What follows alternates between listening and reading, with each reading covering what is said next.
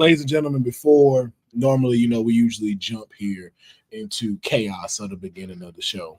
But if you are watching this edition of Kayfabe Podcast, and this is live during the time where the anniversary happened, where all of our lives were affected, and we want to take the time out to recognize all the people that were lost during 9/11. So before we get into our shenanigans, we definitely just want to take a brief moment of silence for those that lost their lives, those who have put their lives up to fight for the freedoms that we have in this country.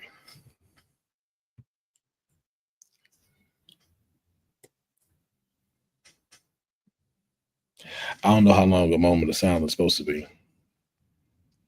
That was good. That was a moment. All right. Well, now that we got that out the way.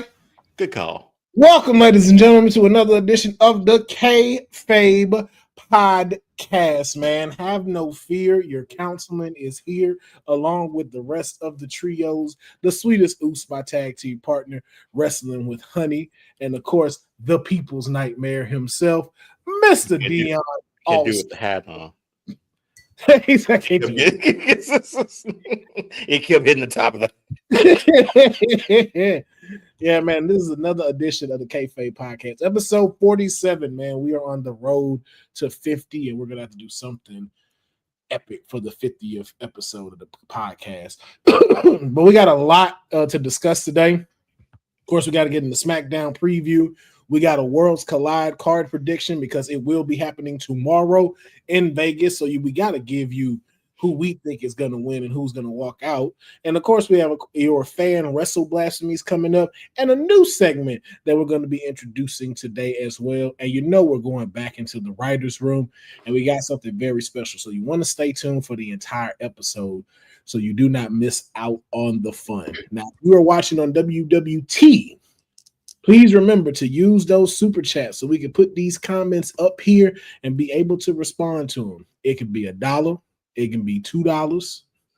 I don't know if you can do cents, but if you want to do like $1.39,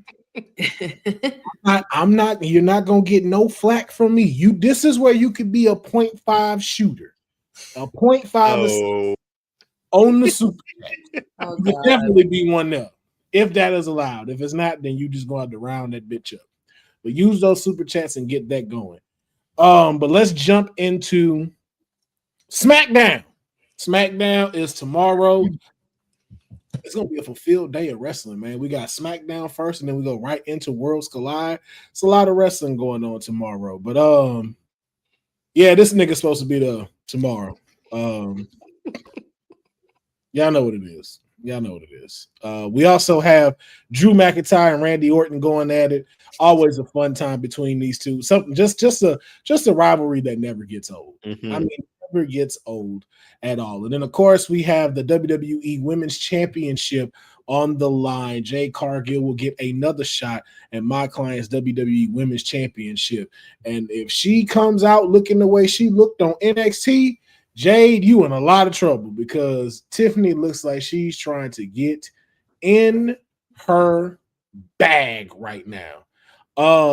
But just a quick prediction. Who do y'all think walks out? Well, Dion, let me ask you first because we're to get into our honeypot predictions in just a second. But Dion, who do you think will walk out as champion when the dust clears?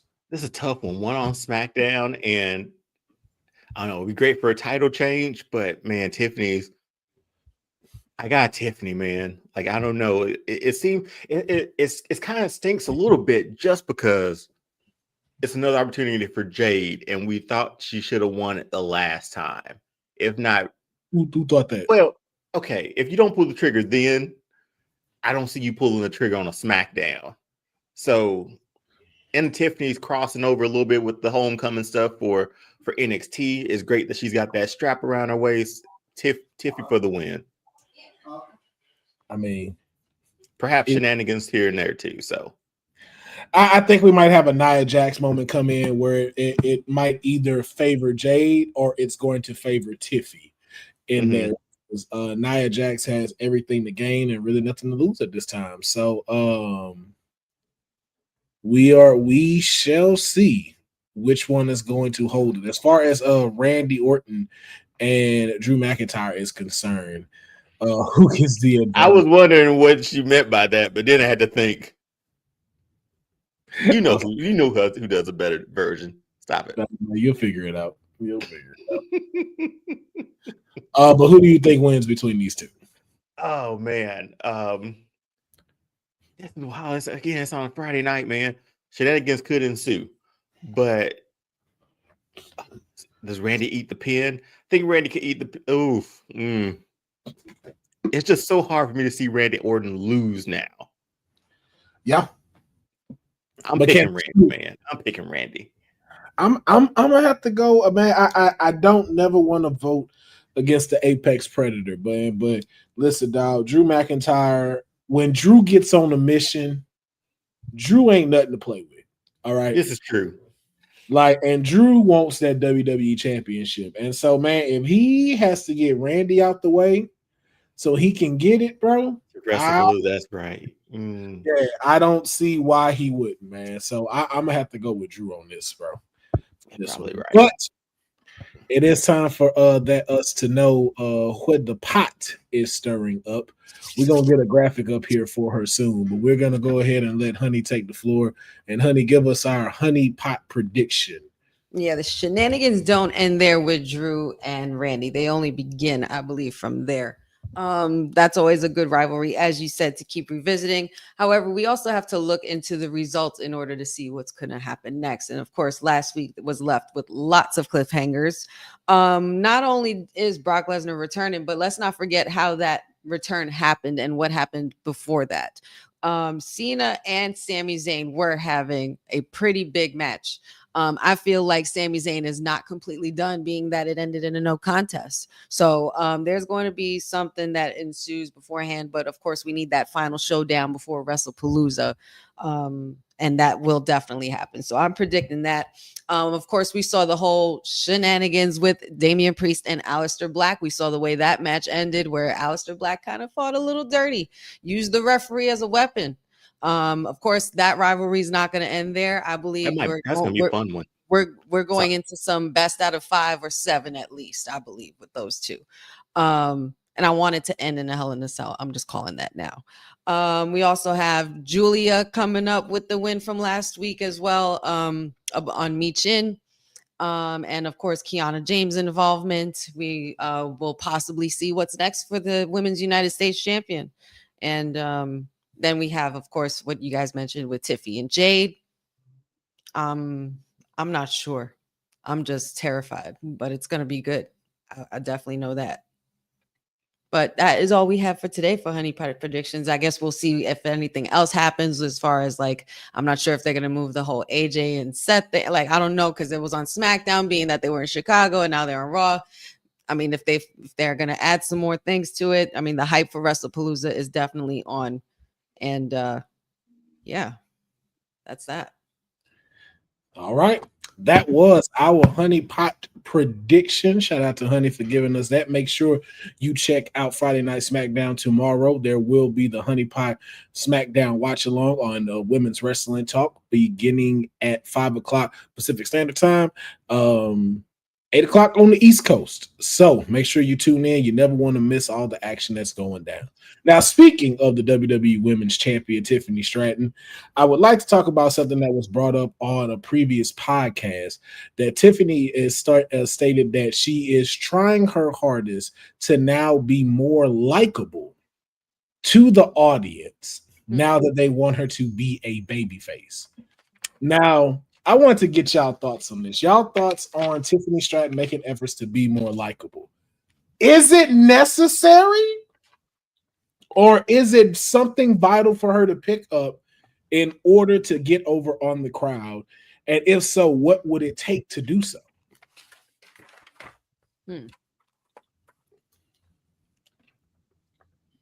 I mean, the crowd sort of organically turned her baby. It wasn't a plan, it felt like, because nothing about her character felt babyface.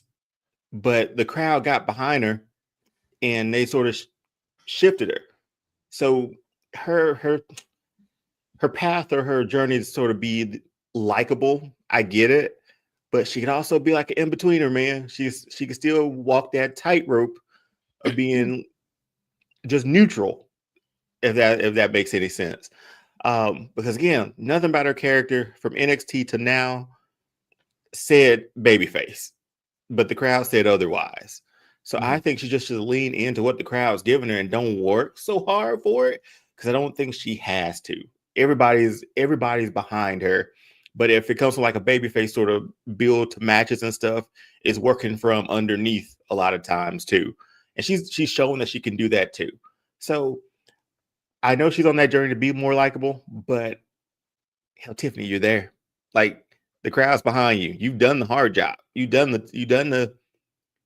heavy lifting, or it's been done for you for that. I say just stay where you are, man. Just stay in that lane right now, and then walk that tightrope. You can be a little heelish, you can be a little baby face-ish. You're still gonna get those same reactions, because she's been getting them for what, about a year now, and since Elimination Chamber last year, right? Was that it? Yeah. I think it's interesting, but I think she can just be neutral, man. And I don't know if this goes into her appearances and stuff like that too, with her going out with the title more and doing more interviews, popping up on other shows. But Tiffany's in a good spot, I feel like, already. Okay. Honey, your thoughts? I don't disagree with anything that the People's Nightmare is saying, but I will say that there's also not if she's proclaiming something about being more likable, it's not necessarily something I would think that would have to do with her gimmick. I think it would also have to do with being in the locker room as a locker room leader. There's also a certain kind of poise that you have to carry when you're also the face of the company, or when you're a face of the company, when you're holding the title. Maybe she also wants to go that role model type route, like where you have the little girls wearing the Bianca braid and dancing like Bianca Belair. She wants those Tiffy girls, with their pink suitcases or their titles wearing all pink, and like getting dolled up, like that prissy buff Barbie. But I think it's more so that has to do with outside of the heel or baby face gimmick, because we all know that she's capable of doing both. I think she's done a good job at that.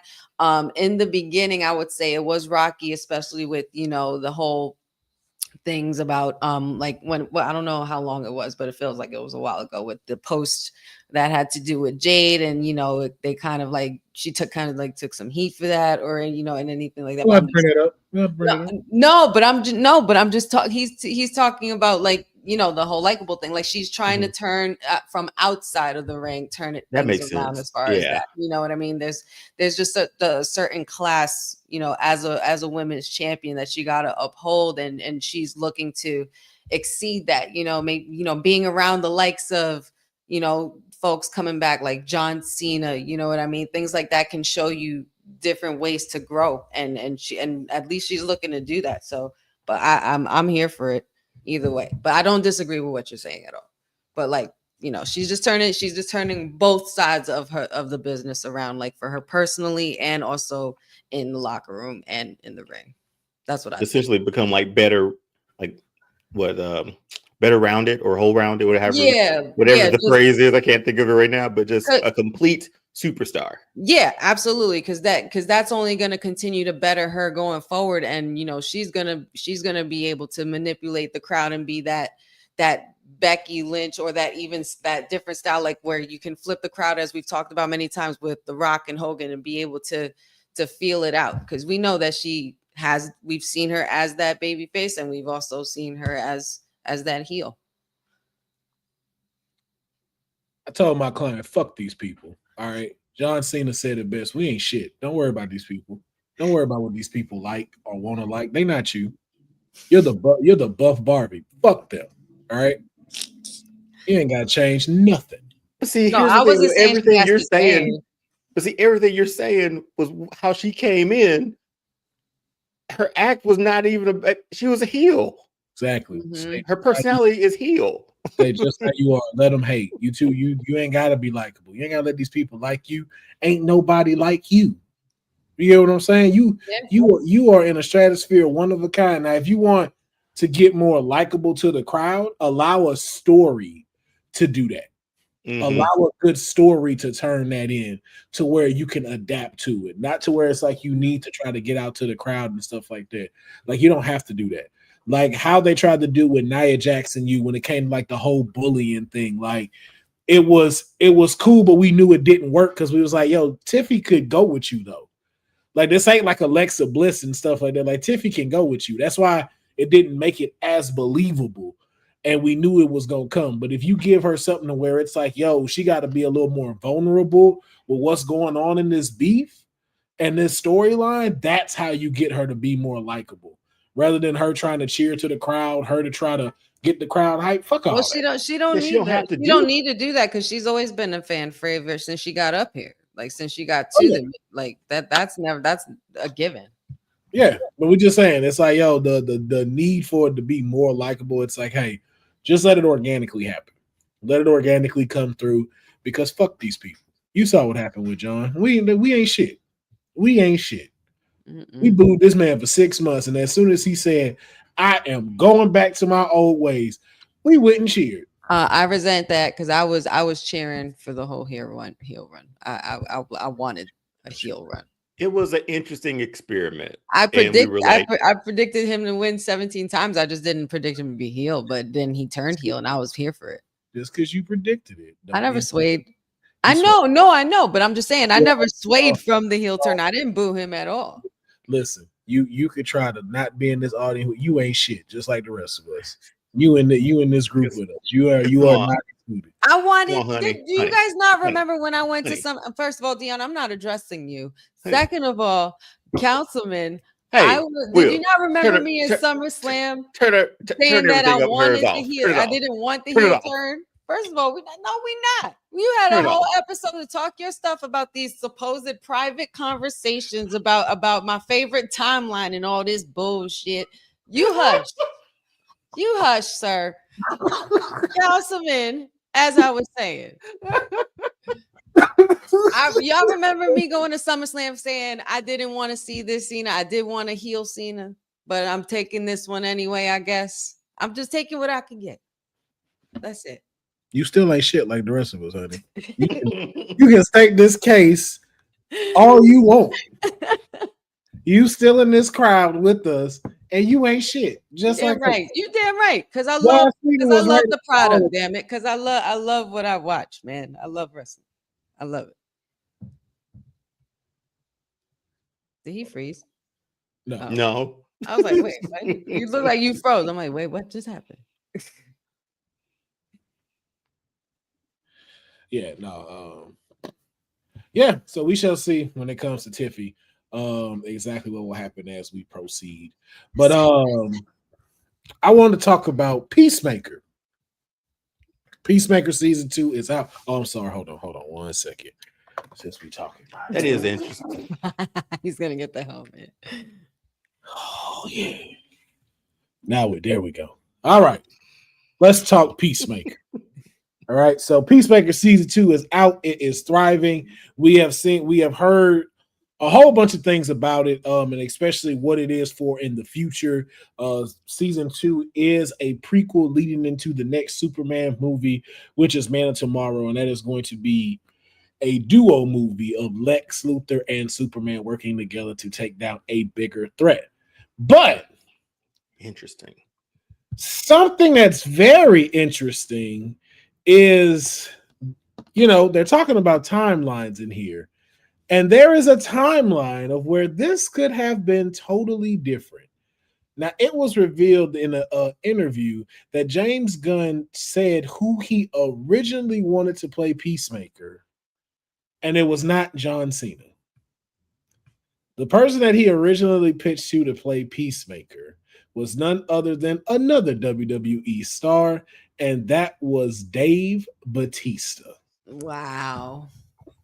Dave Bautista was the original person James Gunn wanted to play Peacemaker, but he turned it down, because he trying out here to get that quality work. I get it. I understand.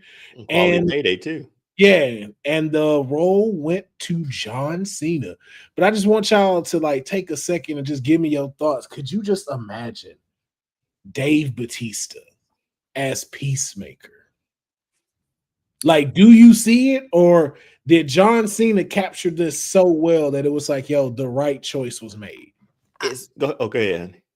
I was literally gonna say, I think in another timeline that I would have liked to be a part of, I would have liked to have seen Dave Bautista as this character because I think he would have fit nicely in that alternate universe. However, I would have to say that the right role went to the right person, because now at this point it's like this is John Cena's like Jack Sparrow, like for Johnny Depp, like that you cannot see anybody else really doing this kind of a role, like and it's perfect for him. Everybody's been praising him since he started with this, so I would have to say the right choice was made for me personally. But and like I said, in an alternate universe, in another timeline, I would have a more enjoyable timeline. I would have liked to have seen Dave Bautista in.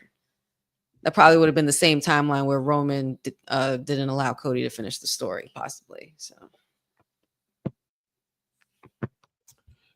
Anywho, your thoughts? I think at this point in time, it's so hard to see somebody other than Cena as Peacemaker. Like when I saw the topic, I went back and just looked up old comic book covers or old comic books of Peacemaker, and I was like, man, I still see John Cena, and these were written and drawn years ago. So Yeah. I think James Gunn found the right person. I get James Gunn is super loyal to a lot of actors. He uses a lot of the same actors within a lot of his projects. Nathan Fillion has been in, he's Guy Gardner, and he's been in Guardians too. So I just honestly do think Frozone is the ice guy. The ice guy. Frozone. Where's my super suit? Where is my super suit? Speaking of that, did y'all see like the mashup of like the end of what was it, Infinity War with Incredibles?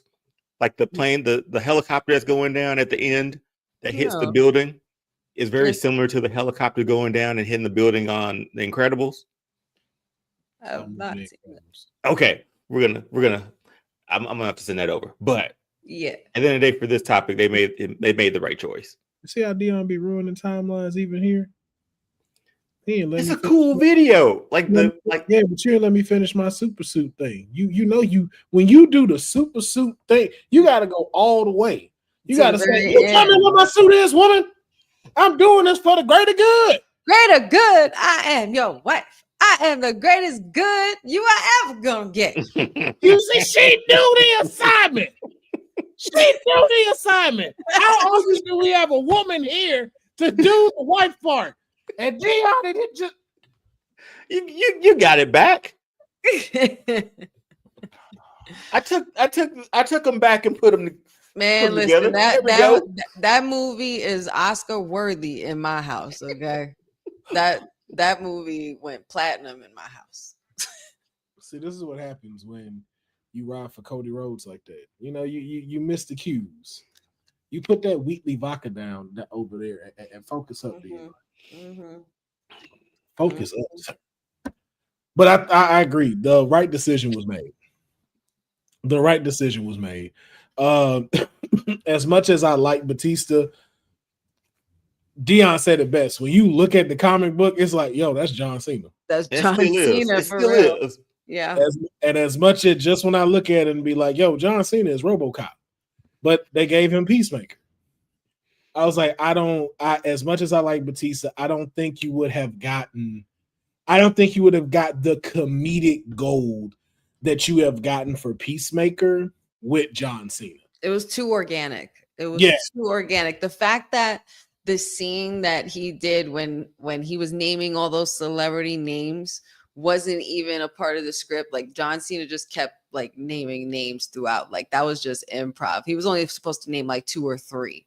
And he went on a whole rant in that scene. Like, and then, you know, the dancing and then the beginning, like, you know, I just feel like John's like I don't know, man. Right choice. Right choice. No offense to Batista. Batista definitely would have pulled something off, but it wouldn't have been to the level of how John Cena executed it. Yeah, that's perfect casting at the end of the day. Like that's the perfect cast. Yep. I think going fishing next weekend. I think though, if you would have cast Batista, you know what it would have been? Batista would have been a great peacemaker for Zack Snyder's DC universe. That's what he would have fit into if he'd have became Peacemaker. Yeah. Like John Cena fits perfectly into James Gunn's new DCU, and I'm looking forward to seeing, everything that he begins to bring to the DCU. Mm-hmm. So now, what do we have next on the agenda? Oh yes, interesting. We've gotten through our trending news, and now it's time for a little bit of some fan blasphemy. Now, as y'all know, I be saying some outlandish shit on the internet, and a lot of fans like to tell it to me back. So I thought it was only fair to take people's comments, turn them here, and then put them on the show. So, are y'all ready for today's blasphemous statement? Let's do it. I think so. I mean, other than the blasphemous statements Dion made last week, I'm ready. Hey, I'm sorry I let our private conversations out like that. Our private conversations, like everybody's demanding, where's the audio? Because I don't have no recollection of these. I wouldn't do that to a friend. Conversations. It was so blasphemous. I didn't even put up a blasphemous statement that episode because he had already covered one. Pretty much. I was like, yo, we can skip this.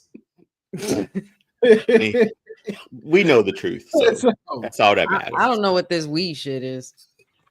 we know the truth. We have group chats that say Kayfabe Podcast. Those are the only conversations I have with you, and you barely in those chats anyway. I'm not sure what you talking. Hey, I give you a thumbs up when I agree. I've never met someone in a group chat that respond during in work hours. That man's like, look, I'm only responding between the hours of 4 p.m. till 7 p.m. After that, I'm not here. Right. I'm not here. He's clocked in and clocked out. Hey, yes. Yeah. And it's like clockwork. Like, yo, we're not going to hear from Dion till the afternoon. But y'all text great. It's you give me time. I appreciate it. So yeah, we just know what to expect now. Y'all understand me. I appreciate it. Yes. But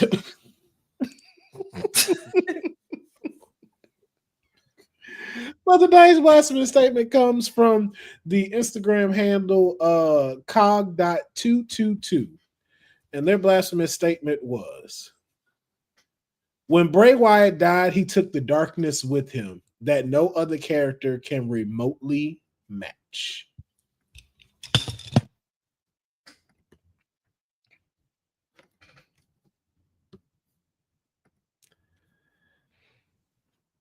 I'll put that up as a little ticker for y'all to see. When Bray Wyatt died, he took the darkness with him that no other character can remotely match. And that's in relation to just the character of all of his characters, essentially the darkness of his. No, everything, the darkness of wrestling in general. He took it all when he left. Now let's really look into that. Now that's a crazy mouthful statement. Give me a dark character on WWE though. Ever since he left, Finn don't do the demon. Undertaker is retired. He go by the badass now. But the Wyatts are still they still check that box, right? But do they even remotely match to what he do? No. Well, they do have this universal thing, so they got the horror coming still. Again, we enjoy it, but it's like it's all in Bray's name, so technically it's just it's his legacy that lives on. Yeah, so it's still an extension of him. The only other dark, it's Alistair. But it's not. It's a different kind. It's a different kind of dark. He's not doing it like how he used to. He's not even doing it like how he used to. Well, I do feel like when we talk about that, we talk about my favorite part of wrestling is the mystical side of wrestling. I feel like Bray Wyatt checked that box too. The what? The mystical side of, not mythical, but mystical side of wrestling. Yeah. I thought you were talking about the rapper. I was like, wait. What was that line he said? If you ever see me fighting a bear, help the bear. Help the bear! Ain't he in jail now? But anyway. Yeah, we won't get into that. Yeah. Okay, yeah. But no, like thinking about it, good grief, man. Yeah. There's no lightning, there's no mystical stuff, there's no all you said the demon. We don't have the demon anymore. We haven't seen him in years. That demon got a puppet. True. That's disappointing. We always have had a mystical act in wrestling somehow. We don't have that no more. We don't have a Kane. We don't have anything. We don't have a Brood. Where's everybody's like? Where happened to the sense of imagination? Nah, like they said, I think I can't disagree with this statement that Cog 222 made. I think Bray took all of it with him, and it's gonna take an extraordinary character to get it back. I mean, such a great mind. Of that character too, for that character. Yeah. I'm just trying to think of the element. I'm trying to revisit in my mind like the rollout of everything Wyatt 6 and like how creepy those like QR codes and things were like in those videos with the therapist and stuff like that. Like, but it's not necessarily mystical. It's horror like, but it's not. Doesn't match Bray. Doesn't match Bray. As much as we enjoy it, it's like, yo. I mean, of course, nothing's ever gonna match Bray. Like, Bray is Bray. Bo Dallas is at the end of the day, Bo Dallas is just carrying on a brother's legacy and he has an attachment to the business, and he's doing what he loves at the same time. But that's the thing. You don't have that mind there to match that. Like, not to say like where it got to be even, but it's like this is something he left you, but you now have to configure this story. And if we being honest, it's like, yo, you don't have Bray Wyatt's mind. But it's also just sorry, Will. Sorry. Oh no, go ahead. It's also Bray Wyatt and the character that he developed too. Like that, the Fiend character was huge, man, and it was something. Bray Wyatt was always other than. He wasn't like anybody on the roster with any one of his acts. There was still a spookiness to him, a darkness, like the comment said to him. I just went down the roster in my head as much as I could. And minus the Wyatts just sort of carrying that over, there's nobody on like the psycho scale of that either. The darkness zone. The darkness. I mean, aside from Cross, but you all know where that went. How do you oof. I was like, how do you get it back? Like, what? You're right. Well, there's got to be somebody in the woodwork. Here's the thing: are we in an era where it can come back? I think there's a place for it. I always think there's a place for something like that in wrestling. I think there is. It just depends on the superstar. But it's not just a superstar though. It's also how do the people around you do it? How do the people around you get to it and get accustomed to it? Like, how does the WWE creative make sure that works properly to tell that story? And then when we live in such an age where people are so offended and so offensive now, like just imagine if they did the scene with Stephanie McMahon latched onto a cross, about to be crucified and let up in the air. Do you know how much flack WWE would get? That's cancellation status right there. Everybody be like, cancel. I enjoyed those Undertaker sacrifices. Man, I don't regret those times. But look the world we live in. That's what I'm saying. They already did get a lot of heat for that, but it's different. It was a different time. Yeah. But that was our blasphemy statement of this episode. So that's a pretty good one right there. Yes, y'all can always DM me those as well. We'll probably set up an email too soon where y'all can be able to give those blasphemous statements. And you never know whose is going to pop up for us to be able to take a look at. So we want to keep bringing those in. Mm-hmm. Now, tomorrow. It's thought-provoking, man. I'm sorry. I'm still in it. It's still thought-provoking. Sorry. It's just a lot to dissect there. Sorry. I let my inside voice outside. My bad. You good? I'm good. You got to there was like his inside voice was in another timeline and his outside voice was in another timeline. That's what happened. See what happens when you fuck around with timelines, Dion? They're just always and you start spreading lies and shit. I was asking, like, you may have had something else you wanted to throw out there, is why I was asking. No, I think I'm done. I'm sorry. I was like, I thought maybe you had thought of something else that you it's just pretty thought provoking. That's all. I'm gonna be thinking about it later. You got your notebook? You got your notebook and your pen? Right. So write it down. Yes, but let us know in the comments what y'all think about that statement. Now we go get into Worlds Collide, man. AAA, NXT. AAA and WWE, not NXT. WWE have came together for another edition of Worlds Collide in Vegas tomorrow. We have 6 matches on the card. Now, one of the matches, they did not have a card. I could not find one really anywhere. So please forgive me for not being able to sport that for everyone. But one of the cards was an 8-man tag match that's going to be happening as well. Since we're on the card, though, we're not going to cover that. So we're going to move into this first match. Honey. Oh, Fabi Apache. Yes, versus Natalya. The boat. And it is for the number 1 contendership for the AAA Women's Championship. I don't know what the rest of that say. But it is for the women's AAA Championship. Who walks out as the number 1 contender? Is this Natty or Natalya? I want to say it's gonna be Natty. After what I saw at NXT Homecoming, when Fabi Apache was facing another person in the speed tournament, that's who we saw watching her. She had the cornrows, she was in all black with the leather. So I am thinking that Natty will be the person that she will be facing. Okay. I'll pick Fabi. I'll take her for the dub on this one. Okay. Honey, your thoughts? I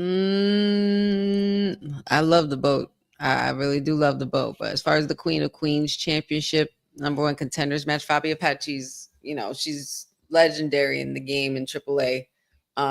It's a good look for her and for, to be facing someone like Natalya and vice versa. I like Natalya in AAA, honestly. So this is I know this is going to be a good match for sure, but I'm gonna have to go with Fabi Apache as well. The boat. Put it asleep. Put it asleep so we can get that match with you and that lady. Put it to sleep, because there's a whole bunch of beef right there between her and the current champion. Okay. It's a lot of beef. Because they were like stiff in the ring for that one, weren't they? And they fought each other after the match. Like they did started squabbling each other after the match. Yeah. So I know like real storyline or real. I want to say storyline, but it was like the ref and them all had to get in there like, hey, like get off of each other. So Natty wants that match bad. So man, listen, man, Natalya, I'll go against any day. Natty Neidhart. That's what I mean. It depends on which one she bring it. Because if it's this one, I'm picking Fabi Apache. Yeah, well, she come out like this. Will you gonna change your pick? Probably. She come by in that cowboy hat, being a Canadian. I vote against it. Vice versa. Ain't no rodeos in Canada. What the fuck? Yeah, we save the rodeos for Beyonce concerts like Dion. I didn't say that for her to throw that shot at you, Dion. Didn't they have like Stampede Wrestling in Canada or something like that? Trying to deflect. Look at the deflection. No, I'm just going through history here, man. That's all.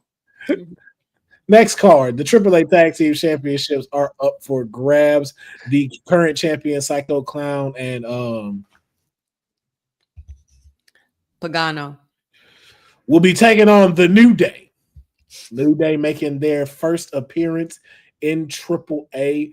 but who walks out with those tag belts? Will it be the greatest tag team of all time, or will it be the Psycho Clowns walking out? I ain't gonna lie. Give me the New Day, man. Same. Give me the New Day. You want to call? I mean, hey, dub them the greatest tag team of all time. Come through and take your championship out of nowhere on their debut. I'll be here for that. And Yeah, they've been mourning too. Right, stomp a mud hole right through these clowns and call it a day. And then start cursing everybody out in Spanish on their way out. Yeah, I'm all board. I'm on board for New Day winning this one because they've been mourning the tag team division. So what better thing to do to go and join another tag team division in AAA and be their champion? Hell yeah. And they'll get some TV time with those belts on Raw. So yeah, man, I'm picking the New Day for this. I've liked heel New Day more than I thought I would. Okay. Yeah, give me the New Day. Oh man, they just got these belts though. They just got them, and they just took them off WWE stars. They just took them off Legato. Yeah, that is true. But I'm just saying, like for shits and giggles, I'm picking the New Day, man. It's just something I would like to see. Okay, I gotta go Psycho Clown and Pagano, but I'm in the same boat as y'all. I would like to see them win because the trolling these two would do. Yes. Being part of the Spanish promotion and the attire that they would start making to wrap around these belts would be hilarious. So I'm still gonna go with the tag champs going out, but the New Day still has my support. And don't let Don be going up in there hanging around with the New Day and AAA either. With titles. So we're going to see what happens tomorrow on Worlds Collide.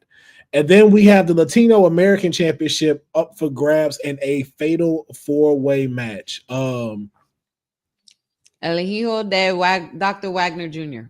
All right. Dragon Lee, JD McDonough versus the Canadian champion, Ethan Page. The title is on the line. When the dust settles, who will be walking out as the AAA Latin America champion? Who?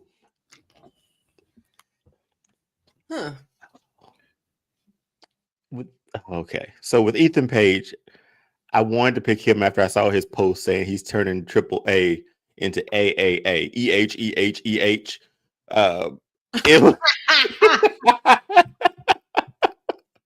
I didn't even see that. So off that post alone, I can't pick against that. I'm going to Page, man. I know it's a long shot, but that post there got me. I was like, yeah, let's go ahead and do it.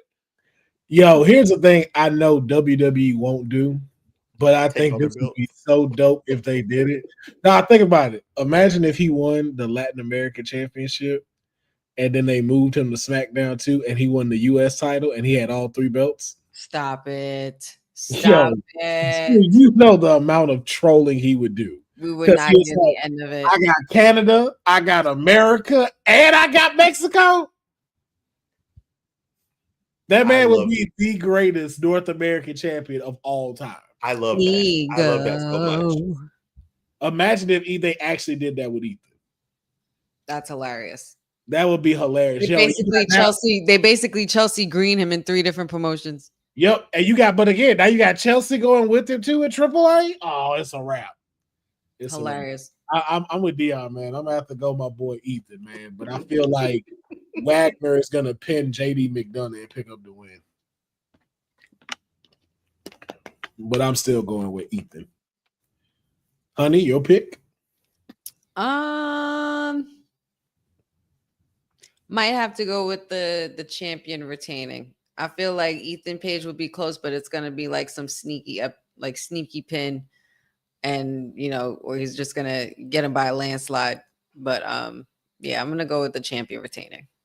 Yeah, that seemed like a very likable clause, but I'm going with like how y'all said the bias fan decision, like the I'm okay with that. I'm okay. I'll sleep well. Now, this match, however, Lola Vice and Mr. Iguana versus Finn Balor and my client Roxanne Perez. The Iguana and the Demon Puppet may clash again tomorrow at Worlds Collide. Who's walking out the winner of this tag match?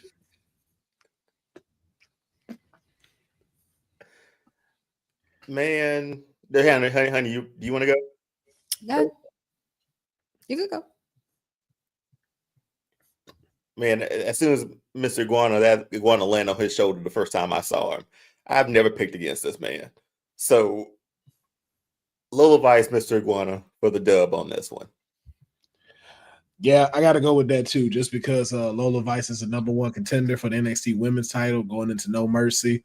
I feel like they want to keep promoting that win, and it doesn't hurt Finn or Roxanne to take an L. And I believe they won at AAA when they had their match. So I think for you to give a favorite, like Lola Vice and Missy Iguana need to be able to pick up a win. I'm sorry, Roxanne. But you've had a tremendous week, like your mom's home. So, you know. That's awful. What's awful? That's so sad. I don't think I've ever seen you root against your client. See, there you go putting words in my mouth. I didn't root. Well, pick against your client. I've picked against my client before. Oh. It's been rare, Will. It's just very rare occasion. It's just not something I'm used to. That's all I'm saying. Listen. I'm being a realistic Randy here with this, okay? Because we got bigger plans for my client anyway. But I don't think she takes the pin though. I really don't think she's gonna take the pin. I don't think either Finn or Roxanne is taking the pin because I think they're gonna win tomorrow. They're my pick. Okay. Yeah. Well, there you go. Until it only took 63 months. She was on the last cards and deal.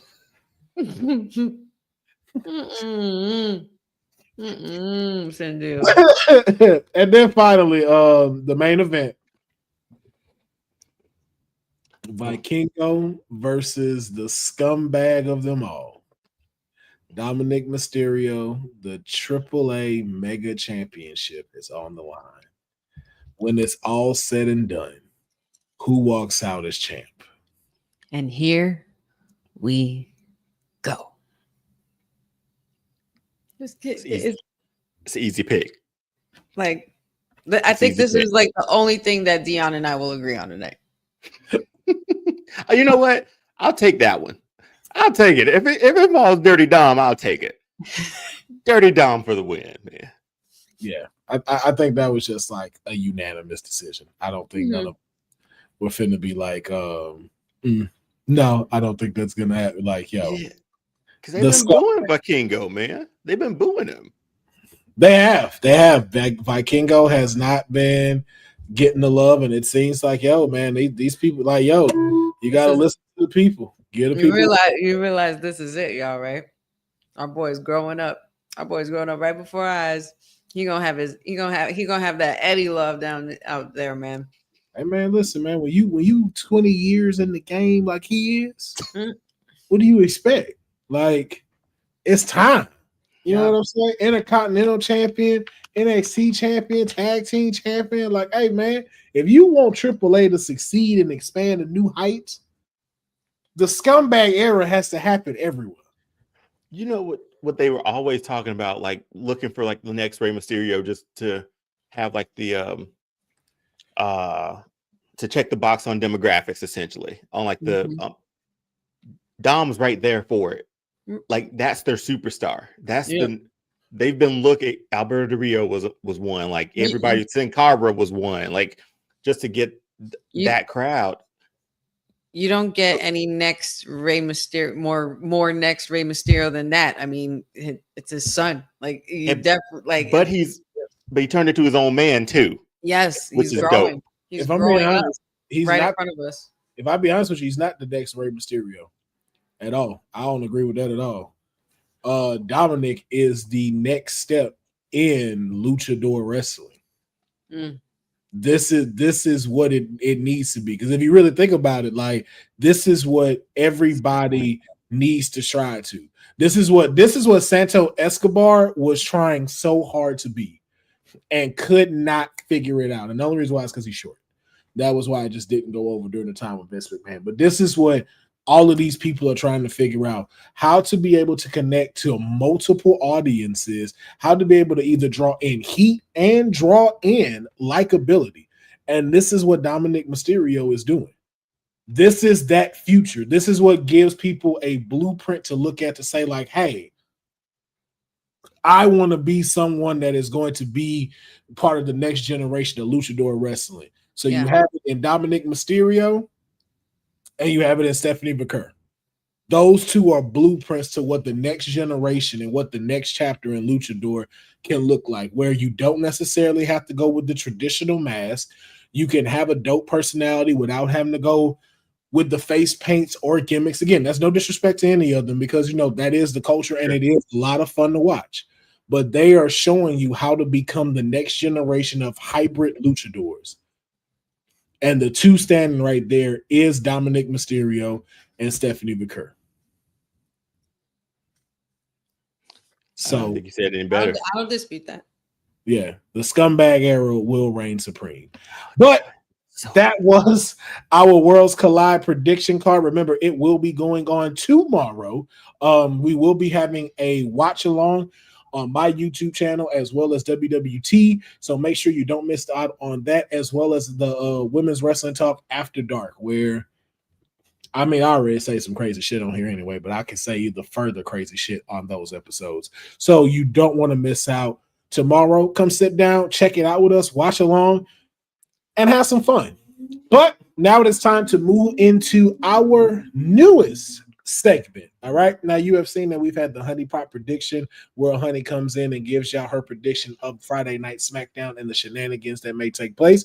You have seen my new segment where we give fans a chance to let their wrestle blasphemies be heard across the show. And so it is only right that the People's Nightmare gets his own and gets a chance to put his big ass logo up somewhere here on this show.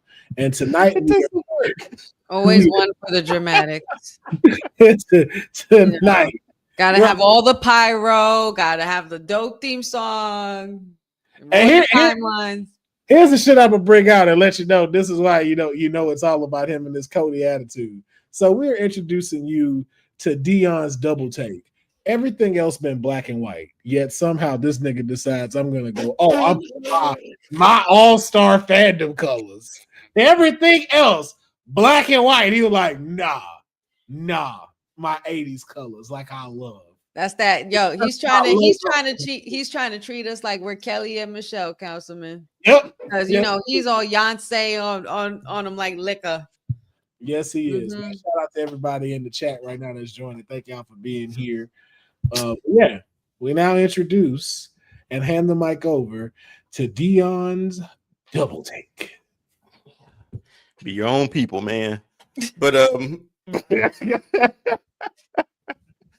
But no, like, so this is just going to be either like a journey down memory lane of wrestling, some odd things that we haven't seen before, or maybe have seen, but just hadn't remembered. So we're going to take another look at it. And last week was the 30th anniversary of WCW Nitro.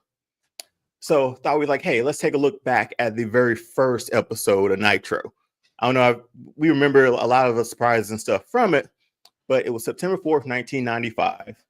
First Nitro. I think Raw was either preempted or the Westminster Dog Show had it. So WCW was just by itself, and they came from the Mall of America. Y'all got me laughing too much. Came from the Mall of came from everybody to everybody live from Mall of America in Bloomington, Minnesota.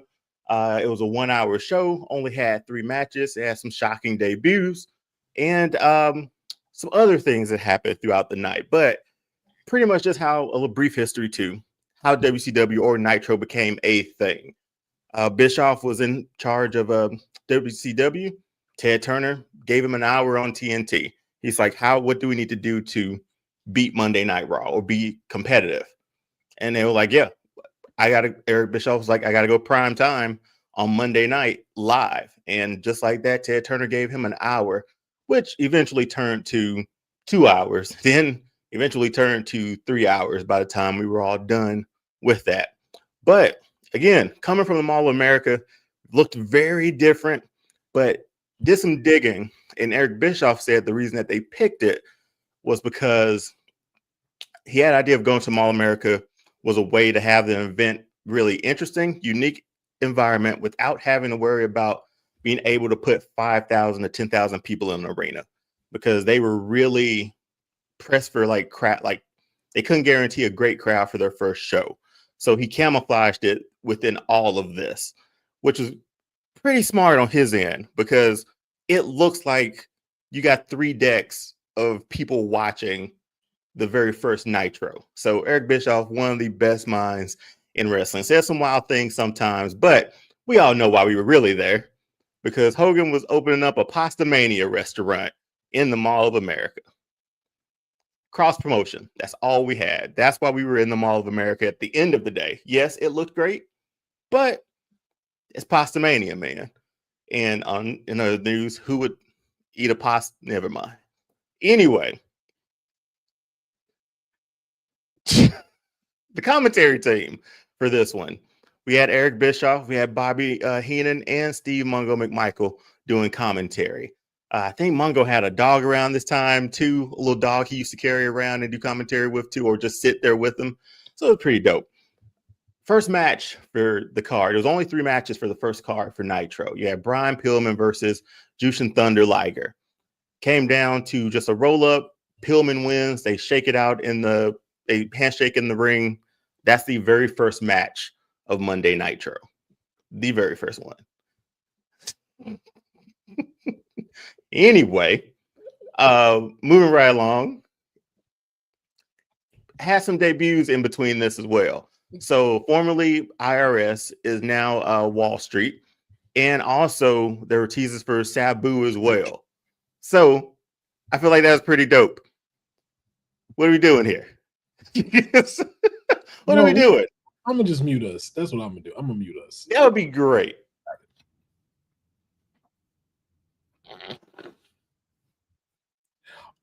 Will, you're not muted. Anyway, moving right along. Sting versus Ric Flair non-title match for the United States title. But we all know the real reason why we remember this. It ended in a DQ, but it was the surprise return of Lex Luger. Lex Luger worked a WWF house show the night before. And Eric Bischoff, the way that he made sure to keep it under wraps, Lex Luger booked his own flight and his own hotel to keep it off of WCW's books. So it wouldn't leak, which was, again, really dope. And there's a story about this shirt too, apparently, that he still had this shirt up until recently, and he gave it to another up-and-coming wrestler. But the preacher collar, for some reason, they asked him, why did he pick it? He was like, I don't know, I just needed a shirt, essentially. So Lex Luger, there's a fun story. He goes in a little bit more detail for that. But we also had Arn Anderson come back for that, sort of foreshadowing like the start of the 4 Horsemen. And main event, we know what it was. It was Hulk Hogan, Pasta Mania running wild versus versus Big Bubba Rogers. We know him as Big Boss Man. And this one, it ended like you thought it would end. Hogan with the leg drop. But the Dungeon of Doom came out, tried to beat up Hogan. And again, we get Lex Luger coming back out to make the save. And then they make a title match for the next week on Nitro. So they use this as another sort of way of promoting next week's live show. And again, from here on out, they were live for 5 years, I think. Yeah. For Nitro, 5 or 6 years, live every Monday night. Little unknown fact too, Gene Okerlund announced, did I say Luther? Lex Luger, my bad. Got comics on the mind. Did I say Luther? Did y'all pick that up? Anyway, Gene Okerlund announced the Harley Davidson giveaway on the first Nitro as well. But just to get into just a few other things, little inside baseball sort of stuff. Eric Bischoff reportedly put that for the first match so he could showcase the cruiserweight division. So that, and we all know that was a big part of WCW. And he wanted to make sure that there was a surprise on every single Nitro. He did a focus group essentially, asking fans what do they like the most about wrestling, and they just said the overwhelming surprises was their answer. So I think that's why when we look at Nitro, there were so many. But that was the first Nitro live from Mall of America. But I do have a question. If you guys are willing to unmute yourself, 30 years later with Monday Nitro, what's the standout moment or memory from Nitro that you're like, hey, I remember that. That's my favorite Nitro memory. Anybody? Honey, you go first. You got nothing? Favorite moment from that night was probably no, I was like Nitro, like the whole run. Oh, Monday Nitro. Yeah. Out of all of that. Out of all of it. After all of that. No. All of the Nitro episodes, like the history of Nitro from beginning to end. In between that, do you have a favorite moment? Not particularly, no. Will? I was about to be very disrespectful, but I ain't gonna do anything like that. Oh, stop it. Stop it. Stop it, man.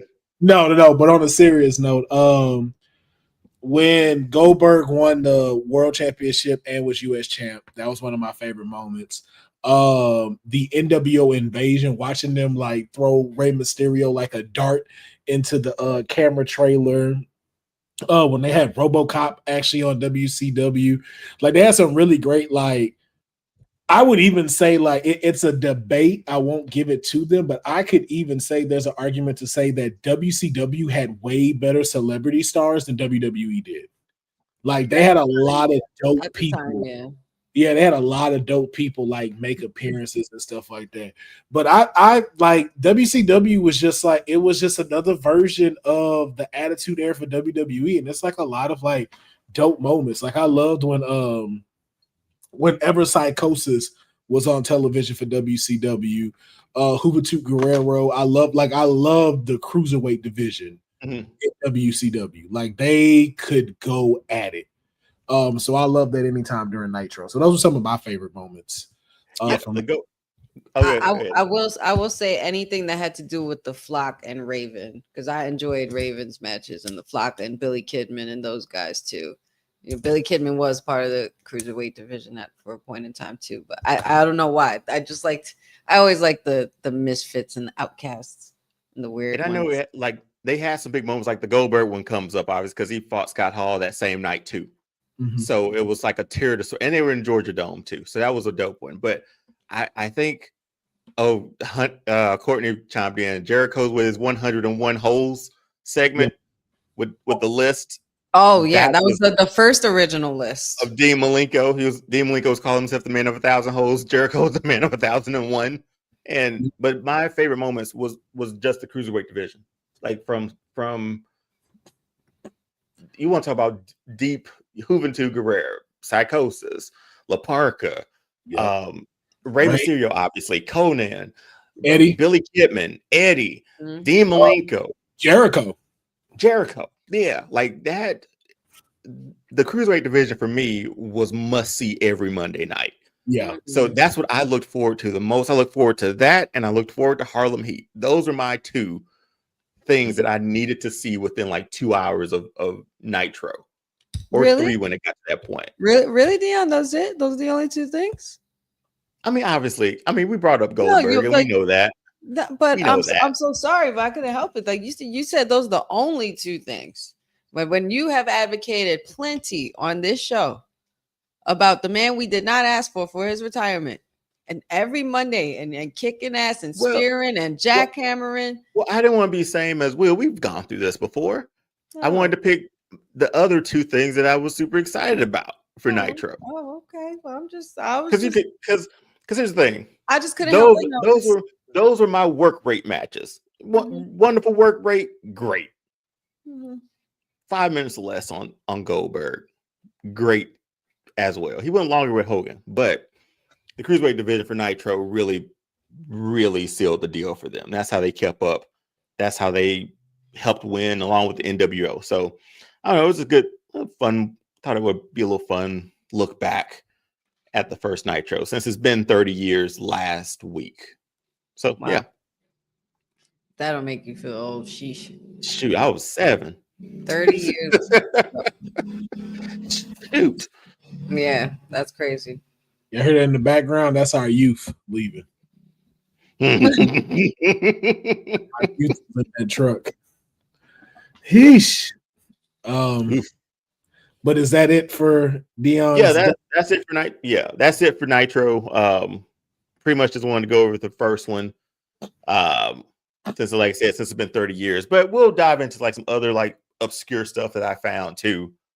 That won't be so long. I'm still crafting this thing out. Next week on Dion's PowerPoint presentation. I can't wait to see what's Honey's segment again that she's got today. One has to go. Right. One has to go. That's right. She forgot it. My segment is one has to go. You got it tonight? No. Where is it? But I will have it next week. You don't worry about that. You had your time to shine. You had your segment. You're good. I had honey pot predictions. I still have, that would be 2 segments on the show. I wanted to give you more time. Oh, that's great. That's fantastic. Just saying. I got you next week. Don't worry about it. Don't worry about me. I got you. Just wait. Just wait. Anticipate. She gonna forget again. Don't you worry. I will not forget, and neither will you. Well, ladies and gentlemen, that was Dion's double take, and I thought it was good to go down memory lane and know that we are 30 years into the first Nitro, a very tremendous and memorable first episode of a big part of our history and wrestling history. So, but now it's time to move into our final segment, and it is time for us to go into the writer's room again. Hopefully both Honey and Dion bring that heat in here. It is time for Kayfabe Podcast Unreal, going into the writer's room. And on today's edition of the writer's room, of course, she has been captivating us all week with her shocking return into the WWE. And of course, that is no one other than the trailblazer herself, AJ Lee. And we, into writer's room today, will be figuring out her road to WrestleMania. So, if you are here live with us, feel free in the comments to throw your ideas out. And we are going to switch the gears, jump into the writer's room. So, here we are. First of all, great to have AJ Lee back. Glad that she is entrusting us with being back on the product. So now we want to talk about getting her to WrestleMania.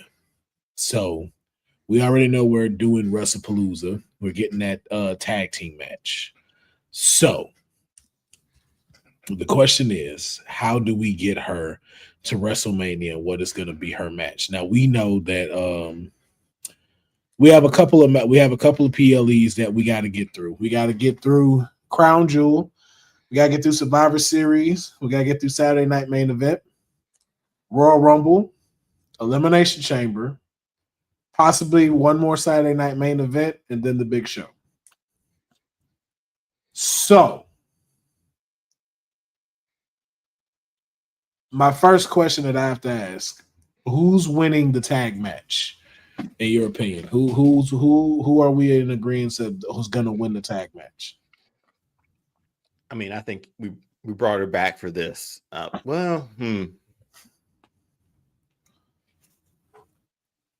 Becky just joined up. Oh man, dude, does she win her first match back? Does AJ win her first match back? If we're trying to tell a longer story to WrestleMania, I don't think so. I don't think so. That's either. where I'm leaning But to. she does. But she's not going to be the one that takes a pin or anything like No, that. I think Seth Rollins gets another one up on CM Punk. Yes, and hits him with another curb stomp and gets the pin. I agree. That way you keep AJ clean. AJ's distracted by Becky Lynch, and so that's what cost them the match. And you get the sneaky win. She's technically not, and she's technically not losing the match or her first match back. It was just a miscommunication or just lack thereof on that part. Her and Becky one-on-one, however, when that comes next, because I think that will be next for sure. Then she can definitely get the comeuppance on that, but I don't see them coming out of the tag match on top because you have Becky and Seth together. Becky just joined them. They're still trying to establish control. They still have the vision, and you can't rely on Becky and Seth to be honest about their wins going forward. So they're gonna start doing that McMahon Helmsley era type shit. Okay. All right. So Wrestlepolooza is the 20th, and this is almost a 7-month build, man. A 7-month storyline to Mania here for her. Yes. And she signed a deal. She goes. Ooh, should we start with where we want this to end and backtrack, or go the way that we're going now? Well, we stick with where we're at. Okay, because I'm like, I think we I'm thinking like WrestleMania matches that she could probably have. Well, how do we get to that? Well, because again, we have to build her story. So if we're building her story, if she loses, the next thing is Crown Jewel. Crown Jewel in October. Okay. And that's going to be her and Becky. Is it? I think it should. Okay. One-on-one, I think Becky would be a good first, like, one-on-one for her. I mean, especially given what's going on and how strong they brought this rivalry to be, considering the hatred between Seth and. But I think it's something that they have this one-off, and then eventually they're going to go through it again because they're going to rival just the way Seth and CM Punk are. It's going to be just nonstop and on site with them going forward. Okay. So, at least that's what I see. Dion, your thoughts? Obviously, it's for the IC title too, because the tease has been there already with her. I mean, we're in the table, so you're throwing it out there. Is that what we're doing in Perth? I don't see why not. And this is October, right? I don't see why not. Only because they like Dion said, they hinted at it. She already wore it around her waist. She was teasing Becky Lynch with it, acting like she forgot she had it on. Well, she did forget, but okay. I think gives it incentive. So do we do it that fast? Because the only reason why I asked now, think of how Becky's moving as far as character wise. She gave her the tag match. Mm-hmm. Why give her something else? That's true. She could. I mean, Becky could always go with the finishes that she's been doing lately with that swift, quick roll up and sneak pin.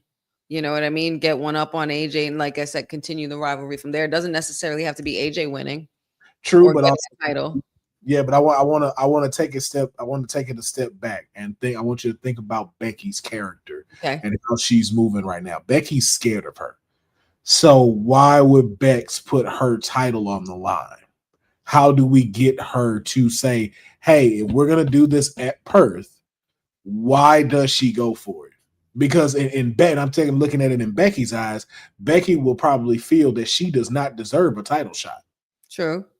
And that's her, her character is entitled to doing that. Mm-hmm. But so we got 3 weeks before Perth. Mm-hmm.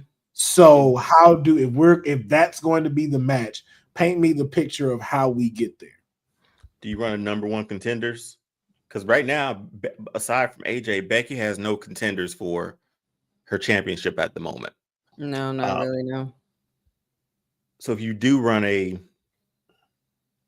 I could see AJ asking to be in some form of a number one contenders match after losing at Wrestlepolooza. And she wins that number one contenders match to get to Becky. Well, being that the vision is the vision, I feel like Becky and Seth's thing going forward is going to be desperate times call for desperate measures. And maybe Becky will have something up her sleeve. Again, paint me the picture. If it's AJ Lee versus Becky for the IC title with a 3 week of promotion, how do we get there? How do we get there? We're at the September 22nd Monday Night Raw. We got 3 Monday Night Raw before we get to Perth. Yeah, I think she gets in that. She gets in a number one contenders match, and then you have 2 weeks, I guess, before to sort of hype that match up a bit more. But I don't know how else we would get her there if Becky won't give her a shot. She's got to earn it. So here's the thing. Here's what I also throw out there. Who should be AJ's first singles match if you're doing a number one contendership? Who right now is the first person AJ Lee steps in with as her first singles match? Or is, again, that's something you save for Perth and we give 3 weeks of promo? Yeah. We've been doing a lot of multi-person matches too, to sort of crown number one contenders as well, or to just make the matches more competitive. It still wouldn't be her one-on-one match. It's a singles match, but it's not like her first one-on-one back. That could still be reserved for Becky. Okay. So now then another thing too is we know crazy is her superpower. Do we run it back and she steals her title again? And that's how she forces a title match? Mm-hmm. Because once again, now it's just between the two of them. You know, you can see a promo of, hey, no husbands here. It's just you and me now. Yeah. Or is that too cliche with what we just saw? I mean, I don't think it's cliche. It's just that they both could sell it well enough, and I feel like pretty much the match would write itself. Like they both know how to deliver on the mic. They both know how to hype the crowd up to get people to look forward to seeing it. And, you know, considering the fact that AJ's back after 10 years, people are going to want to see this eventually. Even maybe like a cat fight on the very last Raw before we get into the next event, before they get to see each other's singles match. You know what I mean? As bland as this might sound too, after however they win at Wrestlepolooza, because again, I think there could be like some shenanigans there. Well, no. Remember writer's room. We decided that are we in decision that Seth and Becky wins? Yes, I think so, right? I am. Yeah. Okay. So if they win, we're looking at the broader scope of what this is. If Becky is afraid of AJ Lee, Becky's not just going to give her a shot. Is it? Becky's going to try to prolong this. So I don't want us to beat us over the head of fully getting to that, but if that's the shot that we have to give them, and we're trying to get that at Crown Jewel, do we just go, hey, an Adam Pearce route? And that's what I was just about to say. It sounds bland a bit, but AJ could go to Pearce that night after Wrestlepolooza, say what happened there. She wants her one-on-one, and he makes the match for the IC title. Because it's not a fantastical way of getting there, but it gets us there. And it's not far-fetched because he's already pissed off with Seth and the way the Vision's been handling things and what they did with Roman and everything like that. So he's pretty much over it with Seth. And Seth and Becky are walking around now like they have all the control and they think they do. But Adam Pearce is definitely going to pull the rug out from under them. And he can make that match for sure. And that way you save her in ring by herself until that match. Okay. And if it's three Monday Night Raws, we got that's one. We got 3 weeks where you got 2 times someone can look strong between AJ and Becky, and another time where the other one can look strong. moving into the home show. I'm not mad at that. I don't really have no notes on that one. So are we in agreement with that? I am. I think so. Because I'm still just trying to think of like other ways to get there. But if we want to save her for that, that's the best way to get her the crown jewel. Okay. Because Becky's doing a great job with that title. Mm-hmm.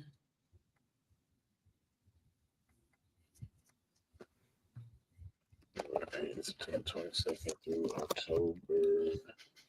I feel like that. I mean, obviously, this is more so about AJ's journey, and the fact that she signed a deal now. Like, I'm sure all the women in the back are just clawing at the bit to just want a chance to like be able to get in the ring with her too. So this whole run could turn out to be great. Do we do a contract signing in these 3 weeks? With her being back, yeah, I think that's an easy segment to sort of start. Maybe add a little crazy stipulation, since crazy is her superpower. I don't think we jump too much too fast. I think if we get another one or two with them, I think that's when you pull the trigger on a stipulation, probably. Because this is where it needs to be, like where you showcasing the skill, like this generation versus the old generation, and you get to give, because again we'll get those callbacks of AJ instead of it throwing of where we need to figure out how to do this spot with a chair, how to do this spot with a kendo stick. Like, we want some of her old favorites first before we start unleashing that. So you figure by like War Games or even like Rumble for them to have like a stipulated match. Yeah, something like that. So we're going first 3 weeks. Becky Lynch promo, contract signing week 2, another promo, and then we getting ready for Perth that Saturday. Mm-hmm. Is that what we in agreement in? Yes. Okay. All right, and then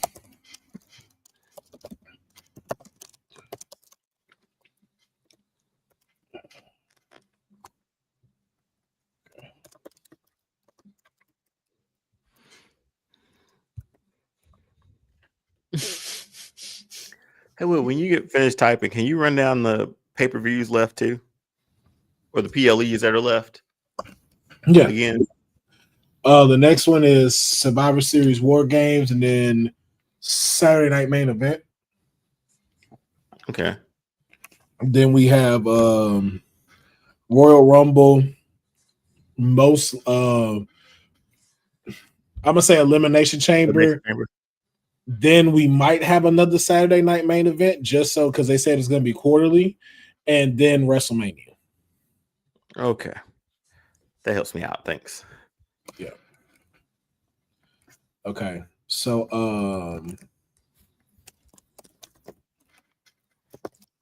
so we have her going for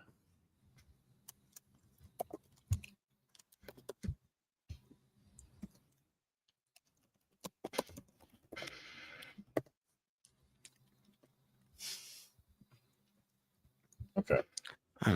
Seeing them written out kind of made it harder. That's the reason why he be saying, yo, y'all talk all this shit. You getting right. Listen, either this going to be a fantastic it's going to be a fantastic rendition of it, or hey, it's about to be very problematic, man. Mayor, feel free to chime in, Courtney as well, and both of y'all, when this goes off the air, like if y'all, I'll send y'all the link. It don't matter. I'll send y'all the link just in case. Okay, so we're now Perth. We're now at Perth. Title on the line. Who wins?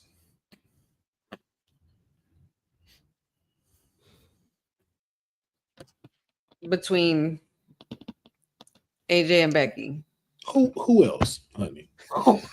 I'm just making sure. Who else? Literally, only two people when we talk about the last 15 minutes. I'm just making sure. I know she not finna ask, but I think she finna ask. This shit is like so between these two people. Just making sure we're still talking about the same people. Okay, that's all I'm saying. Okay.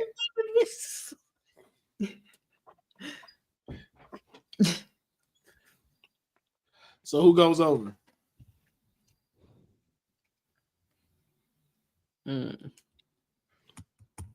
Man, first match back.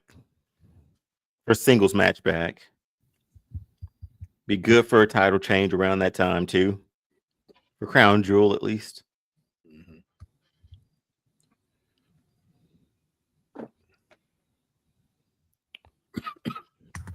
Let's put. I'm thinking about putting it on AJ.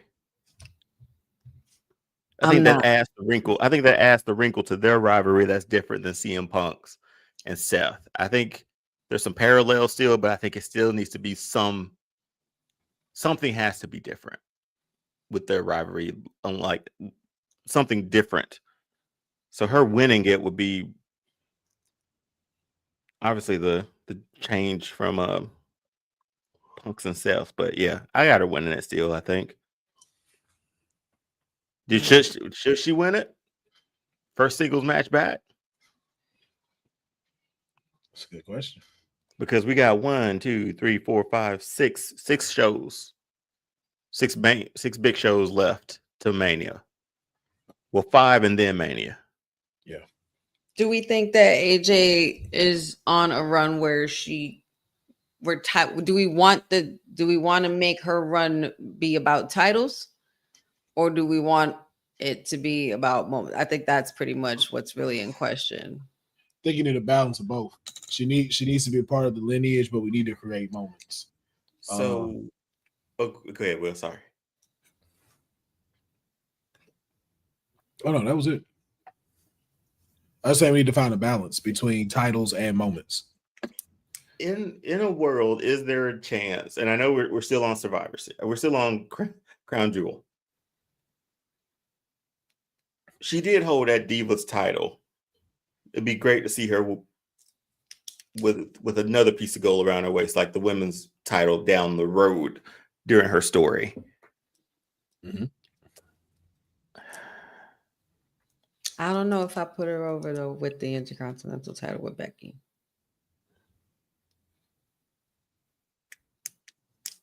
There's got to be like a one-upsmanship somewhere. There's got to be, because I feel like something else has to happen in order to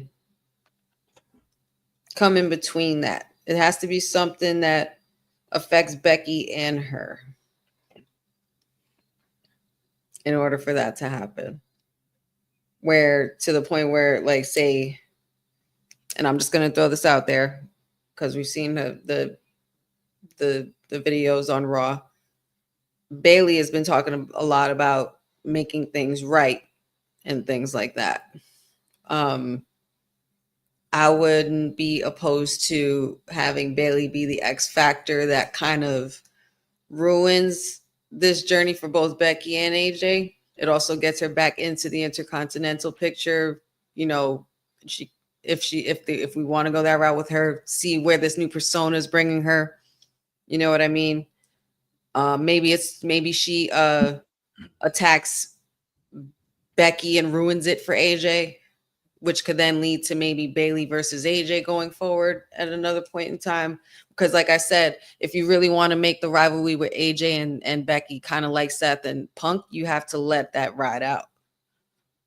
There has to be a lot of shenanigans involved with their stuff, other interferences, people in the way, because you saw how it's been with CM Punk's journey just to get to a title and then had it taken away from the very man that, very man that he hates. You got to build up to that hate, that kind of hatred too. So, I mean, I'm just throwing that out there. I don't know what y'all think about that, but that's... So the question is, how long do we want this Becky rivalry to last, though? Because I would figure after the tag match, there's some type of redemption in that of getting her lick back from Becky for messing with her husband. Even if they do lose the match, they could still be the ones left standing in the ring being cheered. Mm-hmm. So when we get to Perth, I just want y'all to just think, if you decide you letting AJ go over, how long does AJ have this title? Yeah, man, because War Games the next one. If they're single, if they go for it again, that takes them out of any War Games matches. But I don't think they would have been in a War Games match anyway. Like they wouldn't be a part of a team anyway, unless we wanted to make them a part of a team. I feel like the War Games match is getting kind of set up between Rhea and Asuka, and kind of team being built there. Yeah, is what I'm starting to see form there, because now that Rhea's messing with Nikki, and you're gonna probably have a few other ones that Asuka's gonna bully. And then Io's gonna have to choose which side. Yeah. I think I'm just so pressed to give her first singles win, being back. I think I'm blinded by that a bit. For her to win at Crown Jewel, she could a month hold it to Survivor Series and lose it.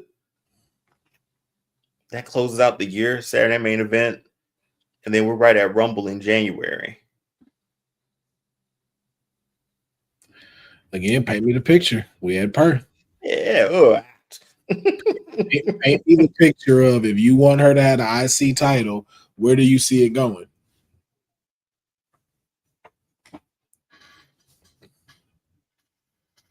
This is a tough one, man.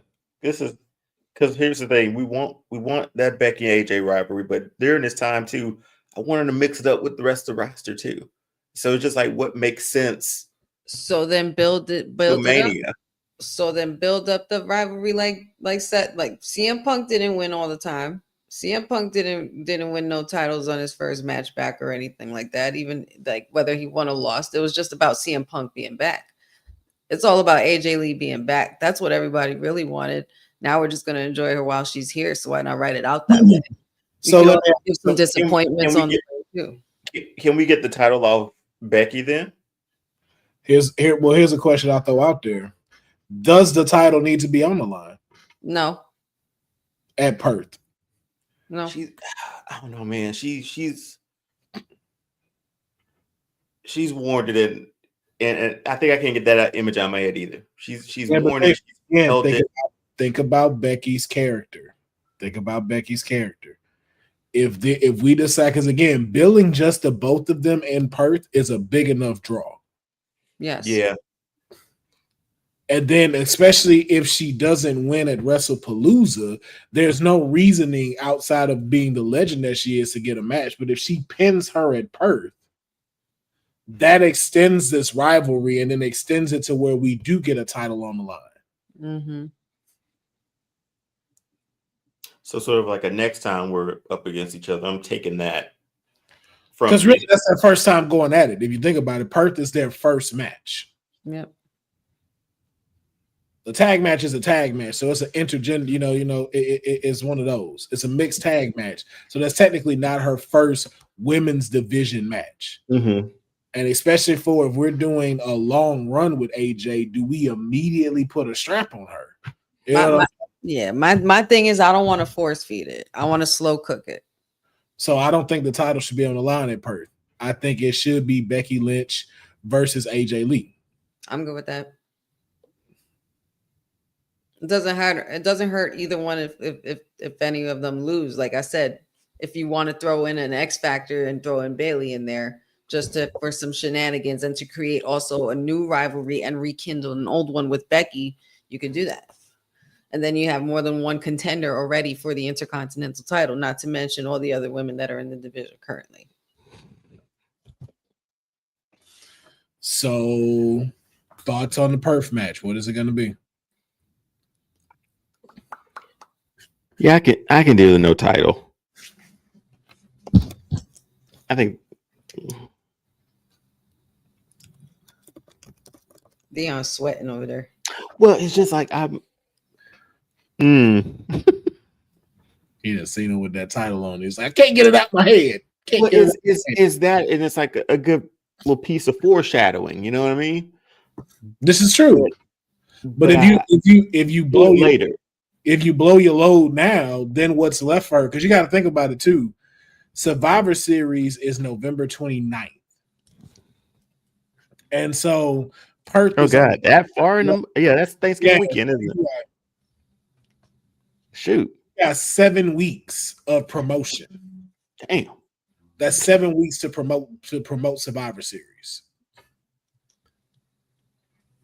So then what y'all are talking about is the whole number one contendership match that could be had with AJ Lee, where you start seeing these things.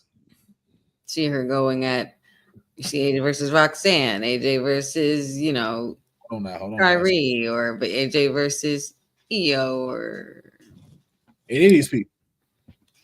AJ versus.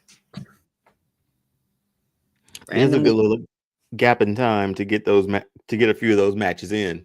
Lyra Yeah. Because we know she didn't just come back to talk. So are we in agreement that the Perth match will be just a regular match? Yep. I'm good with that. Okay. Yeah. All right. So if we're going to Survivor Series, once again, we have what? We have 1, 2, 3, 4, 5, 6. We have 7 weeks. That's 7 Raws before we get to Survivor Series. Jeez. But I think this is where you start to draw again. You start to draw out being able to get that match ready. So you have your contract signings, you have all of that stuff ready to go.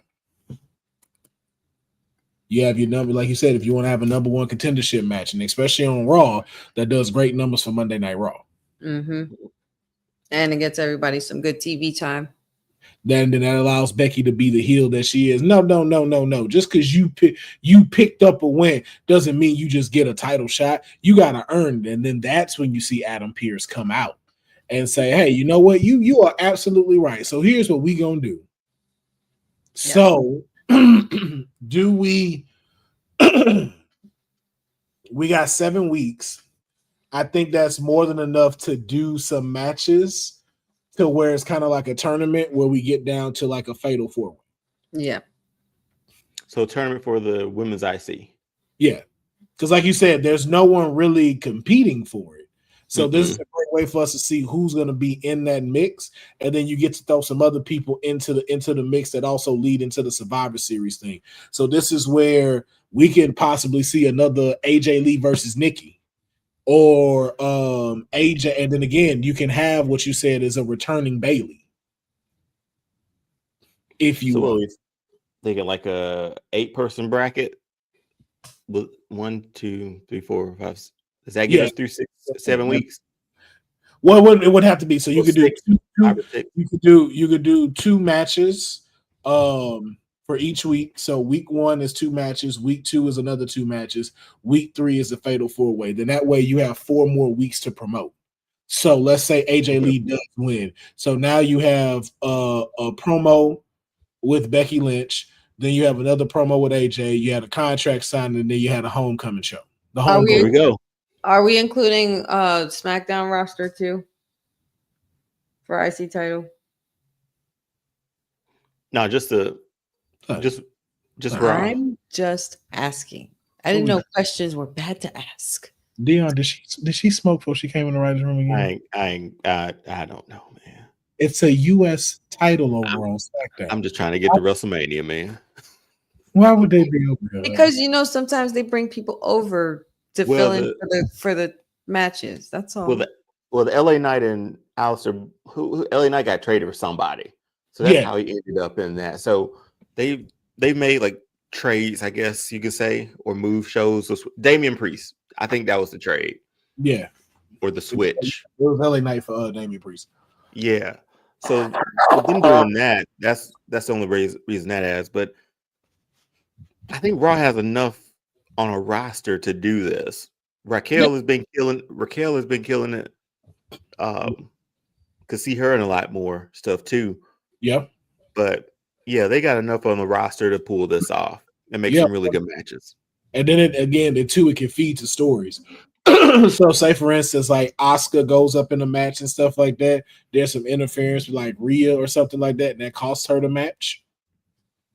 Yeah, that could be sort of like our branching storylines there. Like we use that tournament to progress those other stories too. Yeah, that leads us into a fatal 4-way. So, are we in agreement of the tournament feel? Yes. Okay. Yeah. So now the question is, what are the 4 matches? So you brought this up, Will, with where we're sort of leading with war games with those groups. Because if we were doing a war games, just hypothetically, if we were doing a war games match based on what we know now, who would be in that for the women? So before we get there, we have to include others. So right now we know that Rhea is 5 people per match. You can't, and you can't have war games without Rhea and Io. They're the queens of war games. So okay, but again, we already know those people there. So technically, we have 3 on one side, which would be Io, Asuka, and Kairi. Then, if you wanted to, you have Rhea and Nikki Bella. So what can happen is one match can be either Lyra versus Asuka or Kairi, and then of course you have that bullying tactic going, but that adds Lyra now. So now it's 3 and 3, and that gives Lyra something to do leading into war games. You also have Bailey. Well, we don't. If she comes in again, but we'll get to that. We'll get to that part. Because I think that's how you form your bracket. You form your bracket around the Survivor Series, exactly. Mm-hmm. So, I would say Lyra. Do you want to do Lyra versus Asuka, or do you want Lyra versus Kairi? Which one would give the better performance match? I think Kairi would be the better one for that. I think so. I feel like no, I feel the opposite. I think Lyra and Asuka. Does Asuka win though?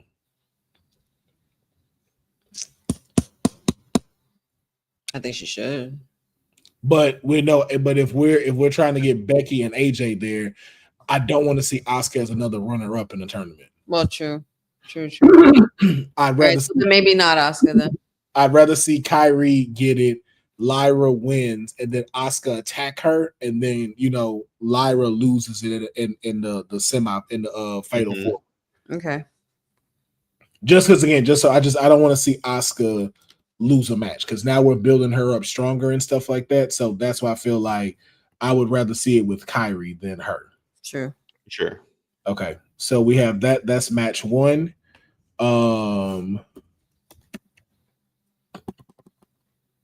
You said Raquel Rodriguez. I would love to see her get her shine, but who would she go up against?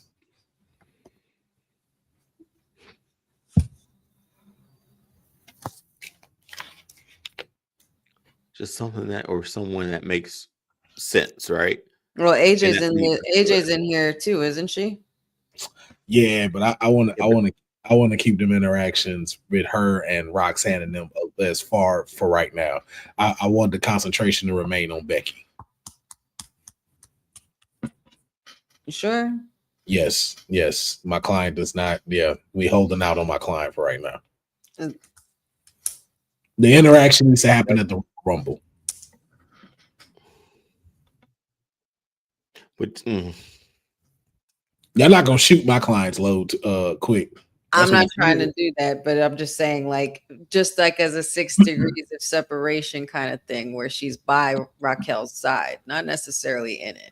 Well, here's the thing. You also have to think too. We have no idea what they're going to do with Roxanne. Sure. And again, this is Roxanne's mother, so you have to build some stuff like that a little bit. So then Raquel and Nikki. Nikki Bella. Mm-hmm. Oh yeah. Wait. Well,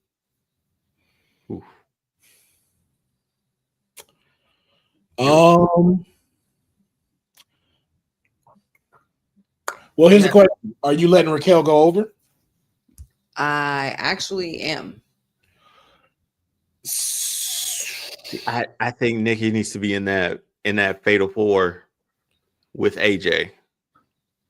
Because we could do a good blend of nostalgia. I see what y'all are doing here. I got it. Well, no, so I agree. So, but I would put Nikki with another match. Okay. What about Ivy now versus Raquel? Let's put her in there. Bro, that wasn't even a name on my mind. Wow. I think forgot. especially in this IC title run. So Yeah. So that could be week one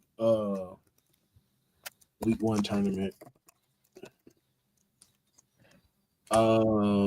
And then the other two, like you said, Nikki Bella.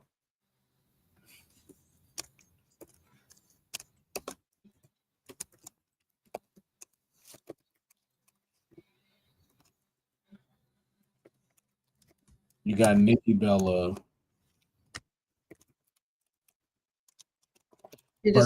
She just got beat by Asuka. She asked for a round two. She did. That's right. Is that how we do it? But then Nikki go over. So yeah. But that also again, it also leads to another thing of attacking her after the match. Rhea comes out to defend. And we start picking that up a little bit. Or Io tries to come out and help Asuka and it backfires, therefore fueling that fire a little bit. Either way. Who else is on the Raw roster? I mean, Maxine Dupree going in there and taking a pin would be an easy one for someone. To move them through the tournament, unfortunately for her, but I think having her in a tournament like this would help save some people, I guess. You still got Natalya too. I was about to say Natty, but you don't want to oversaturate it to where the fatal four-way is all them. But she most likely would have to go in there. So yeah, it'd have to be a Maxine Dupree. Are we bringing back Bianca yet? Bianca's on SmackDown. She'd be SmackDown, yeah. I don't know who's where anymore. Where you at? We don't know where you at right now. I'm thinking about women on the roster on both sides. She's still back on the first Nitro. Nobody's thinking about the first Nitro except you and your PowerPoint. She's thinking about her watch along tomorrow. She's like, what about Nikki Cross? Like, why come out of SmackDown's hole? Come over here to Raw. Come over here. So how does it look right now? How does the bracket look? Lyra versus Kairi Sane, Raquel versus Ivy now, Nikki Bella. That's two faces, though. Is this where you put in her and AJ as a teaser? I ain't gonna front. I say Nikki Bella versus AJ Lee. To start off like that? Because you could always eventually get them to fight one-on-one at another time. On a grander stage. Yeah, because that's the thing. Like, and Nikki's in that IC title reign right now. Like, that's where she's looking to be. That's where they placed her. Because if she was to go up against Maxine, that's an easy win. That's the problem. And plus, I don't know if I'm going to like the way that match looks anyway. Exactly. So Nikki and Maxine might be a little messy. I mean, you could put Ivy now with Maxine too. Yeah. Okay, Ivy Nile and Maxine. And then Raquel and Nikki instead of Raquel and Ivy Nile. Don't they? I mean, there's some beef there, right? With Nikki and Raquel a bit. Or is there? Okay, so here's my question. With everything Bayley's been building up to, is this tournament the best way to get her to come in? A lot of things that she needs to undo or make right have a lot to do with the women on this list in this tournament. I don't see why not, which is why I was throwing her name out there. But does that give it the pop that we need? I don't think she cares about pops going forward. Well, I think this is essentially a vehicle to get AJ to Becky. Yeah. So I think Asuka. I think we need to run back Asuka and Nikki Bella. Okay. Run back Asuka and Nikki Bella. Okay.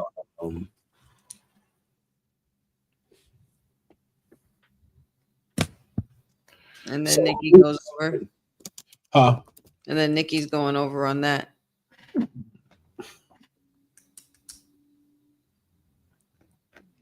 Oh no.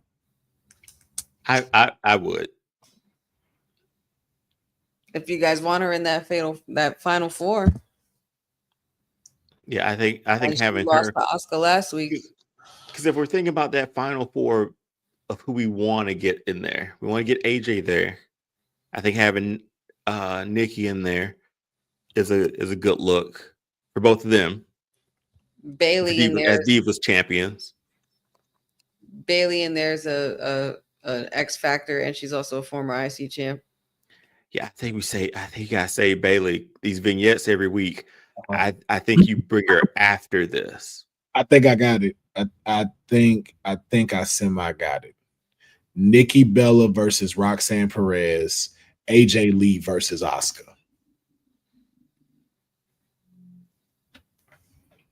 That's AJ Lee's returning match. Versus Asuka.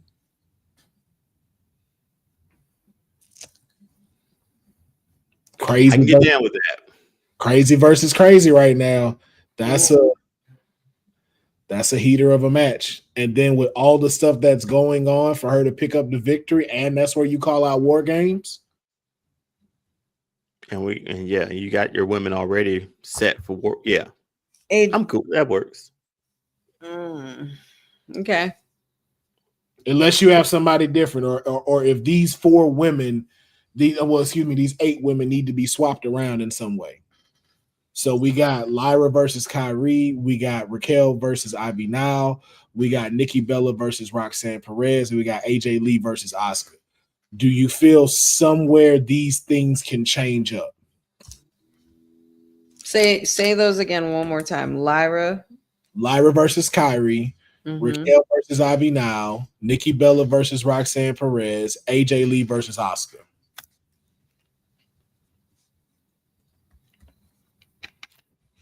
I'm not opposed to that because no, I'm not opposed to that at all. I'm good with that. Yeah. Oh, and just keep in mind too, this is a two-parter. We're not doing all this on one episode. On this, I was gonna say it's 7 months here. No. In this episode, we're getting to Saturday night main event. We're getting the Saturday night main event, and then we will finish the next year on the next episode. Just to let y'all know. Otherwise, we're gonna be here 4 hours. I know. I gotta get up work in the morning. Okay, I the way I keep bringing up SmackDown shit.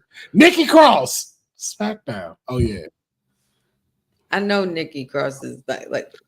Oh, we bringing back Bianca. She's on SmackDown. I know we like Raquel. She's gonna go over it with Ivy. She'll. I don't know. I don't know why I won't put Maxine Dupree in her place for a tournament like this, because we know where we're getting. We know the end game for this tournament. Yeah. But then it changes the final. No, let's just keep it. Let's keep it. Here's the thing of what you're saying. I get it, but in what you're talking about, she's not ready. And if anything, you'd put Natty in this situation before you put Maxine. Maxine Dupree. These are too many heavy hitters to where it's too, and this is no disrespect to Maxine, but with the people we have in here, it's too lopsided. Because if you put her with Nikki, it's not going to be a great match. It's not, yeah. Asuka is going to be a blowout. Anyone else she's with, like maybe Kyrie, but she can't go total. She can't go blow for blows with Kyrie. It's going to be a powerhouse squash with Raquel. You know what I'm saying? So it's just like, unless it's just supposed to be an easy victory, that's the reason why I would not include her in this. Gotcha. That works. Yeah, that works. So are y'all okay with this? Yeah. So now the question is, who goes over in these matches? Let's start with Lyra versus Kyrie. Who goes over? We could tease a little bit. I wouldn't mind putting Lyra over. I think Lyra should go over. Was Lyra. a former champ. She got to make it out of the first round. She needs and Kyrie needs to do something to piss Asuka off. Oh, hold on. Lyra can't go for this title. She can't compete for it. She can't compete for this title. Becky has it. Yeah, she can't compete for it. Becky has it. Damn. Yeah. She can't compete as long as Becky has it. So we got to take her out. Damn. Ooh. I feel like we thought about that at the exact same time, Will. Like, wait a minute. You said Lyra going over, and I was like, why doesn't that sound right? Why doesn't that sound right? And I was Lyra's not going over then. Do you use this opportunity to put in? Kiana James is still on the roster. She's on SmackDown. Oh, they need to update this then. Yeah, she's Julia's manager. Oh, okay. Yeah, they need to update roster. Again, Maxine Dupree is still there. But also too, though, I don't mind Natty versus Kyrie.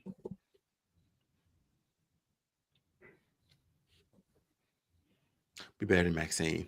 Let's put Natalia. Let's switch out Natalia for Lyra. Okay.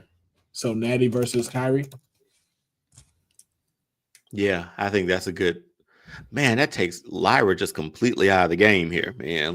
Lyra can have an encounter with one of them backstage, and then that's but War Games. It's just interesting what you could do with her during this time too. It could be unique.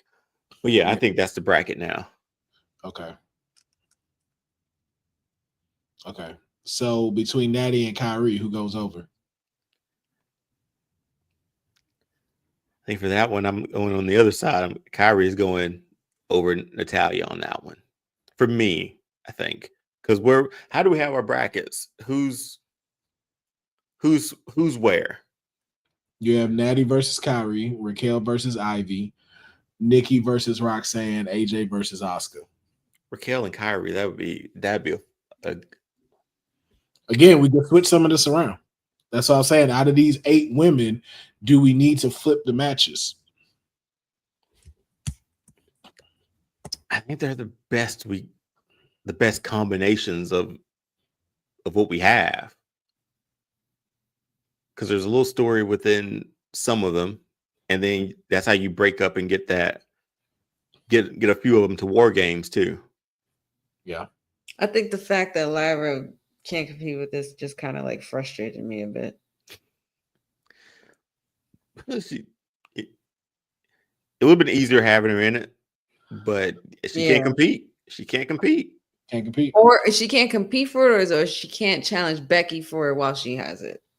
Which one is it? As long as Becky has that title, there's no shot at her future. Yeah. So even if she won a number one contenders match, that doesn't mean she still can't fight somebody for it, and then we write her to lose. No.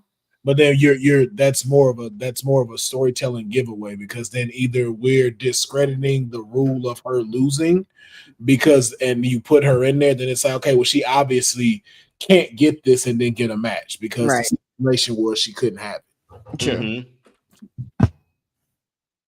So that would be us completely ignoring that. Then that kind of, gives us blowback on not keeping consistency storyline wise. I like the matches that we have. If I did have to say something, though, I would switch the Kyrie and Ivy. I would go Natty versus Ivy and Raquel versus Kyrie.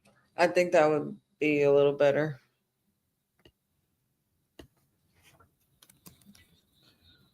Because there's more parity there. There is. And then you have Juggernaut versus the Flyer.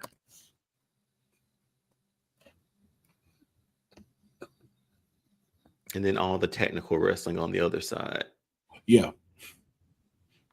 And submissions and everything like that. Mm-hmm. And then, of course, test of strength. Yeah. And then you got Nikki going up against Roxanne, and then AJ going up against Asuka.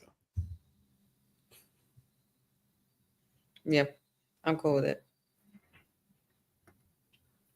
We good with that? Dion, not Leon, No, no, I'm just Leon trying to have a 3-hour show. sorry. I'm just thinking. It's AJ and her first match is Asuka, but that's what the roster is now. So Imagine AJ Lee putting the Black Widow on Asuka. This is the only time. This is the only time that works right now because of where Asuka is currently. Maybe Io tries to help and it backfires. yeah, this is probably the only time you'll be able to really get that in before Mania 2. Exactly. To make it mean anything. Exactly.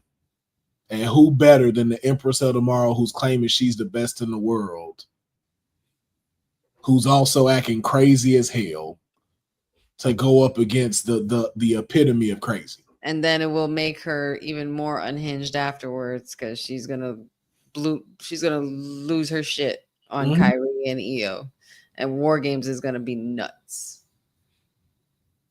Okay. Yeah, we're good. I think we're good. Okay. So who wins versus Natty and Ivy now? I'm gonna put Natty in there. If y'all want that nostalgia in the Final Four, I'm putting Natty in there.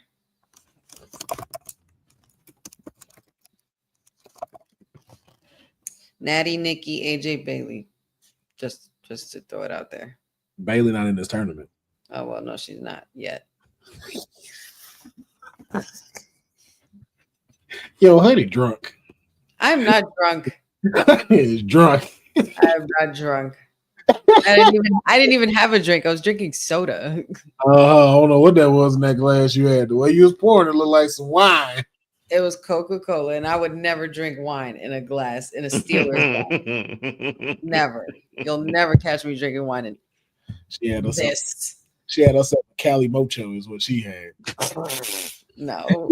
That's what she had. She just called me. She over there drinking Cali Mocho.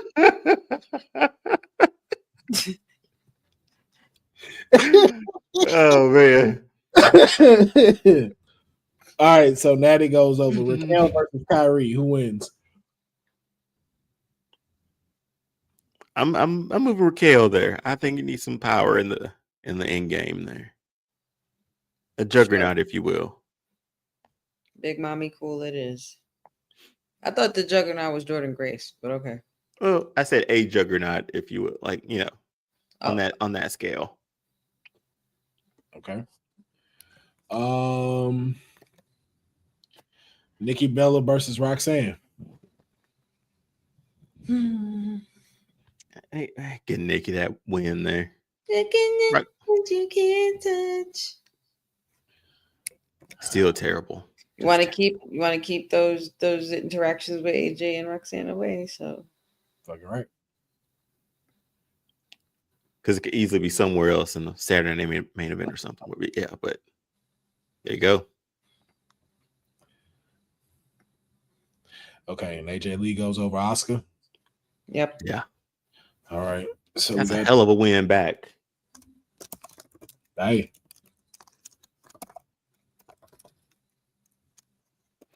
Start off strong, man. She went with Becky. Why not go after Asuka?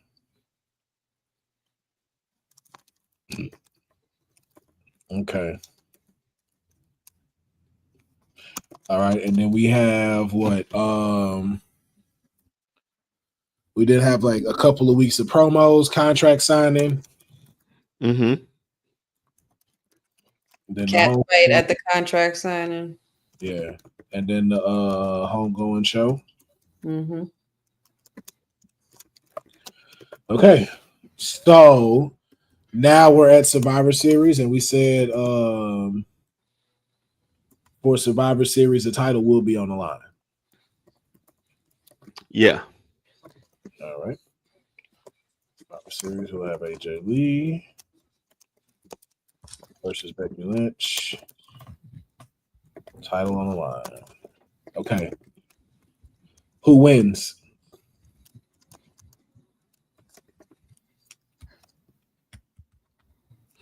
I mean, it's tough for me to see someone going through a tournament and not winning, but I mean, it just happened to Jade, so I don't know anymore.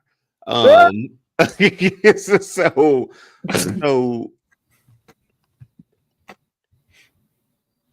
I would love for this to be AJ's moment because he went through that gauntlet of a tournament. Mm-hmm. I don't think it's hard for me again think of doing a tournament and not crowning the new person through that tournament. So I'm picking AJ for that one. It's Survivor Series. There's 1, 2, 3, 4 more shows until 4 more PLEs to Mania. So that's a lot of time to do a lot of stuff with her as champion. I agree. New title defenses against other people. So we have AJ Lee going over? I do. Honey? Does that make sense, though, for Becky in the long run? In my mind, I would love for Becky to move on from the Intercontinental title. Especially what she's having, this is the perfect way to get her ready for her road to WrestleMania, because now she can be pitching for, I'm going to win the Royal Rumble. If she doesn't do that, we go into the Elimination Chamber, depending on who wins the Royal Rumble. And that may mean the world title is on the line. Because wait, who? It's vacant. Charlotte won. Wait. Charlotte won. And she chose WWE, so the world heavyweight had to be decided. They might flip that this time, and they might make it the women's WWE. We'll get to that because that's our career. Because my thought is like in my mind, I got a visual picture of Becky and Seth both with those same titles. Exactly, and I feel like that's the road that you want to get to. Mm-hmm. So taking it off of AJ Lee keeps her occupied, but also helps her build that division up, which I think is something that can work very well. And we get some cool matches throughout that time too. Yeah. For AJ. Because to be honest too, after that, it's 2 weeks then to Saturday Night Main Event. And to be honest with you, I don't think AJ needs to compete. No, that's too quick. Yeah. I don't think she needs to compete, especially with it being John Cena's last match. Oh yeah, we don't need her on the card for that. Well, I wouldn't say not have her on the card. The reaction, I would definitely say have the two of them interact with each other. No match, but yeah. Yeah. No match, interact with John. Also, maybe bring a next potential opponent out for her. No, you can say that for Monday. That way, you give people the reason to watch Monday Night Raw for that. Okay. Again, Saturday Night Main Event is only an appearance. Yeah, we can make it an appearance. Outside of that,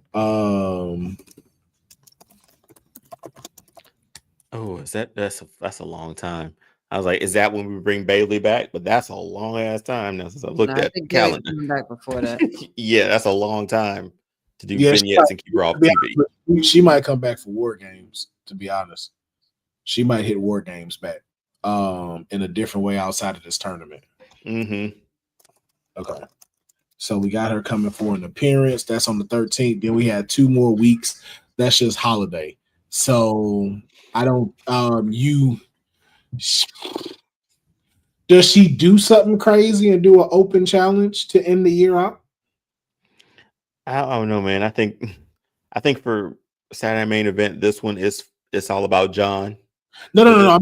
I mean afterwards. I'm saying to close out December. After that. Yeah.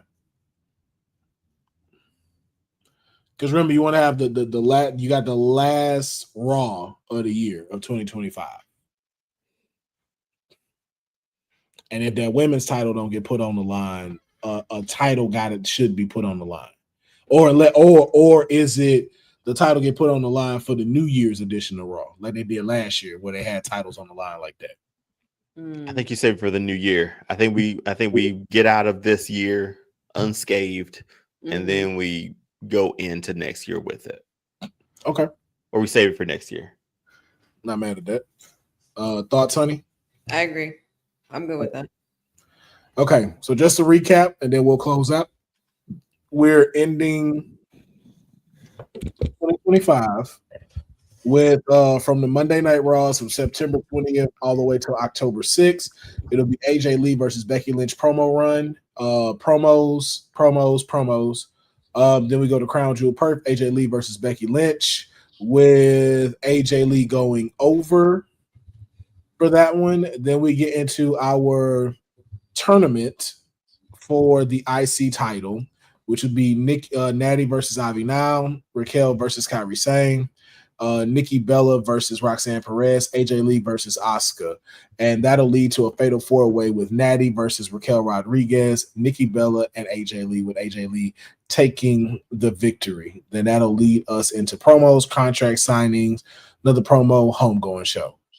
And then we have Survivor Series, AJ Lee versus Becky Lynch, Women's Intercontinental Championship. AJ Lee goes over, gets the belt, an appearance at Saturday Night Main Event, and then we close out 2025. And the reason we didn't just do a number one, make essentially after Crown Jewel with Becky, and she takes the loss. AJ's not getting a title match because of Becky saying like, "Hey, you gotta do more" or something like that. She's stopping her from getting it. That's where we bring in Pierce for the tournament. Yes.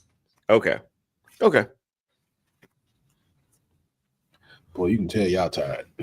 Well, it's I'm just this wore y'all out right here, boy. This writer room wore y'all ass out. When I wrote it, It's so months. To be honest, I had no idea which way this one was gonna go, and it kind of like I had a different kind of mindset for it, but then it went different because of all the scenarios and things that we put. No, I can tell. I had to consider. I was like, oh shit, I didn't think. I can tell this flexed y'all brain on this. Y'all wasn't ready for this. Y'all like, no, definitely not. That's what the writer. Right, because you want to be careful with her too. Like you want her to have a good run, also. Mm-hmm. Like you just don't want to just throw her in the wolves either. You want to make it smart and strategic.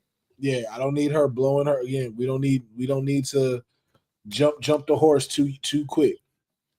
So that's what I say. Like I think this puts her in a solid start to the run. It gets her acclimated with people, and then even after she wins the IC title, there's still other matches that can happen if she chose to. So, but I think that's a fantastic way to come to the end of our writers' room. So we appreciate y'all checking in and tuning in. Be sure to check back with us next week. We're going to be continuing to jump in the writers' room to figure out to get the official road to WrestleMania for AJ Lee and what that's going to look like. But let us know in the comments below what you think of our first edition of the AJ Lee run to end out 2025. Again, we will put up a graphic the next time we get in here just to recap so y'all know exactly where we got to and how we got here, because we'll be coming up with the Raw New Year show and what will happen then. So thank y'all for checking out another episode of the Kayfabe Podcast. Please remember to like this video, comment on this video. From all the trending news, the honeypot predictions, the Dion double take, our predictions for Worlds Collide, as well as the Wrestle Blasphemy. Be sure the more comments y'all give and the likes that y'all give, it helps us in being able to keep doing this. Make sure you subscribe to my channel to where it keeps building this so we can get it monetized again, so we can start doing super chats, member only videos, the whole shebang. And then make sure you go to crownandcloak.shop, purchase merch. That is how you best help support the channel, so eventually I can pay these two motherfuckers. All right. So I'm getting every time they come on, they can get paid. All right. So thank y'all for tuning in, and we hope y'all enjoyed this episode. What you gonna say? No, I was gonna go the Heath Ledger route, but I didn't come out. Press the button. Cali Mochos, boy. Maybe. I don't even know what those are.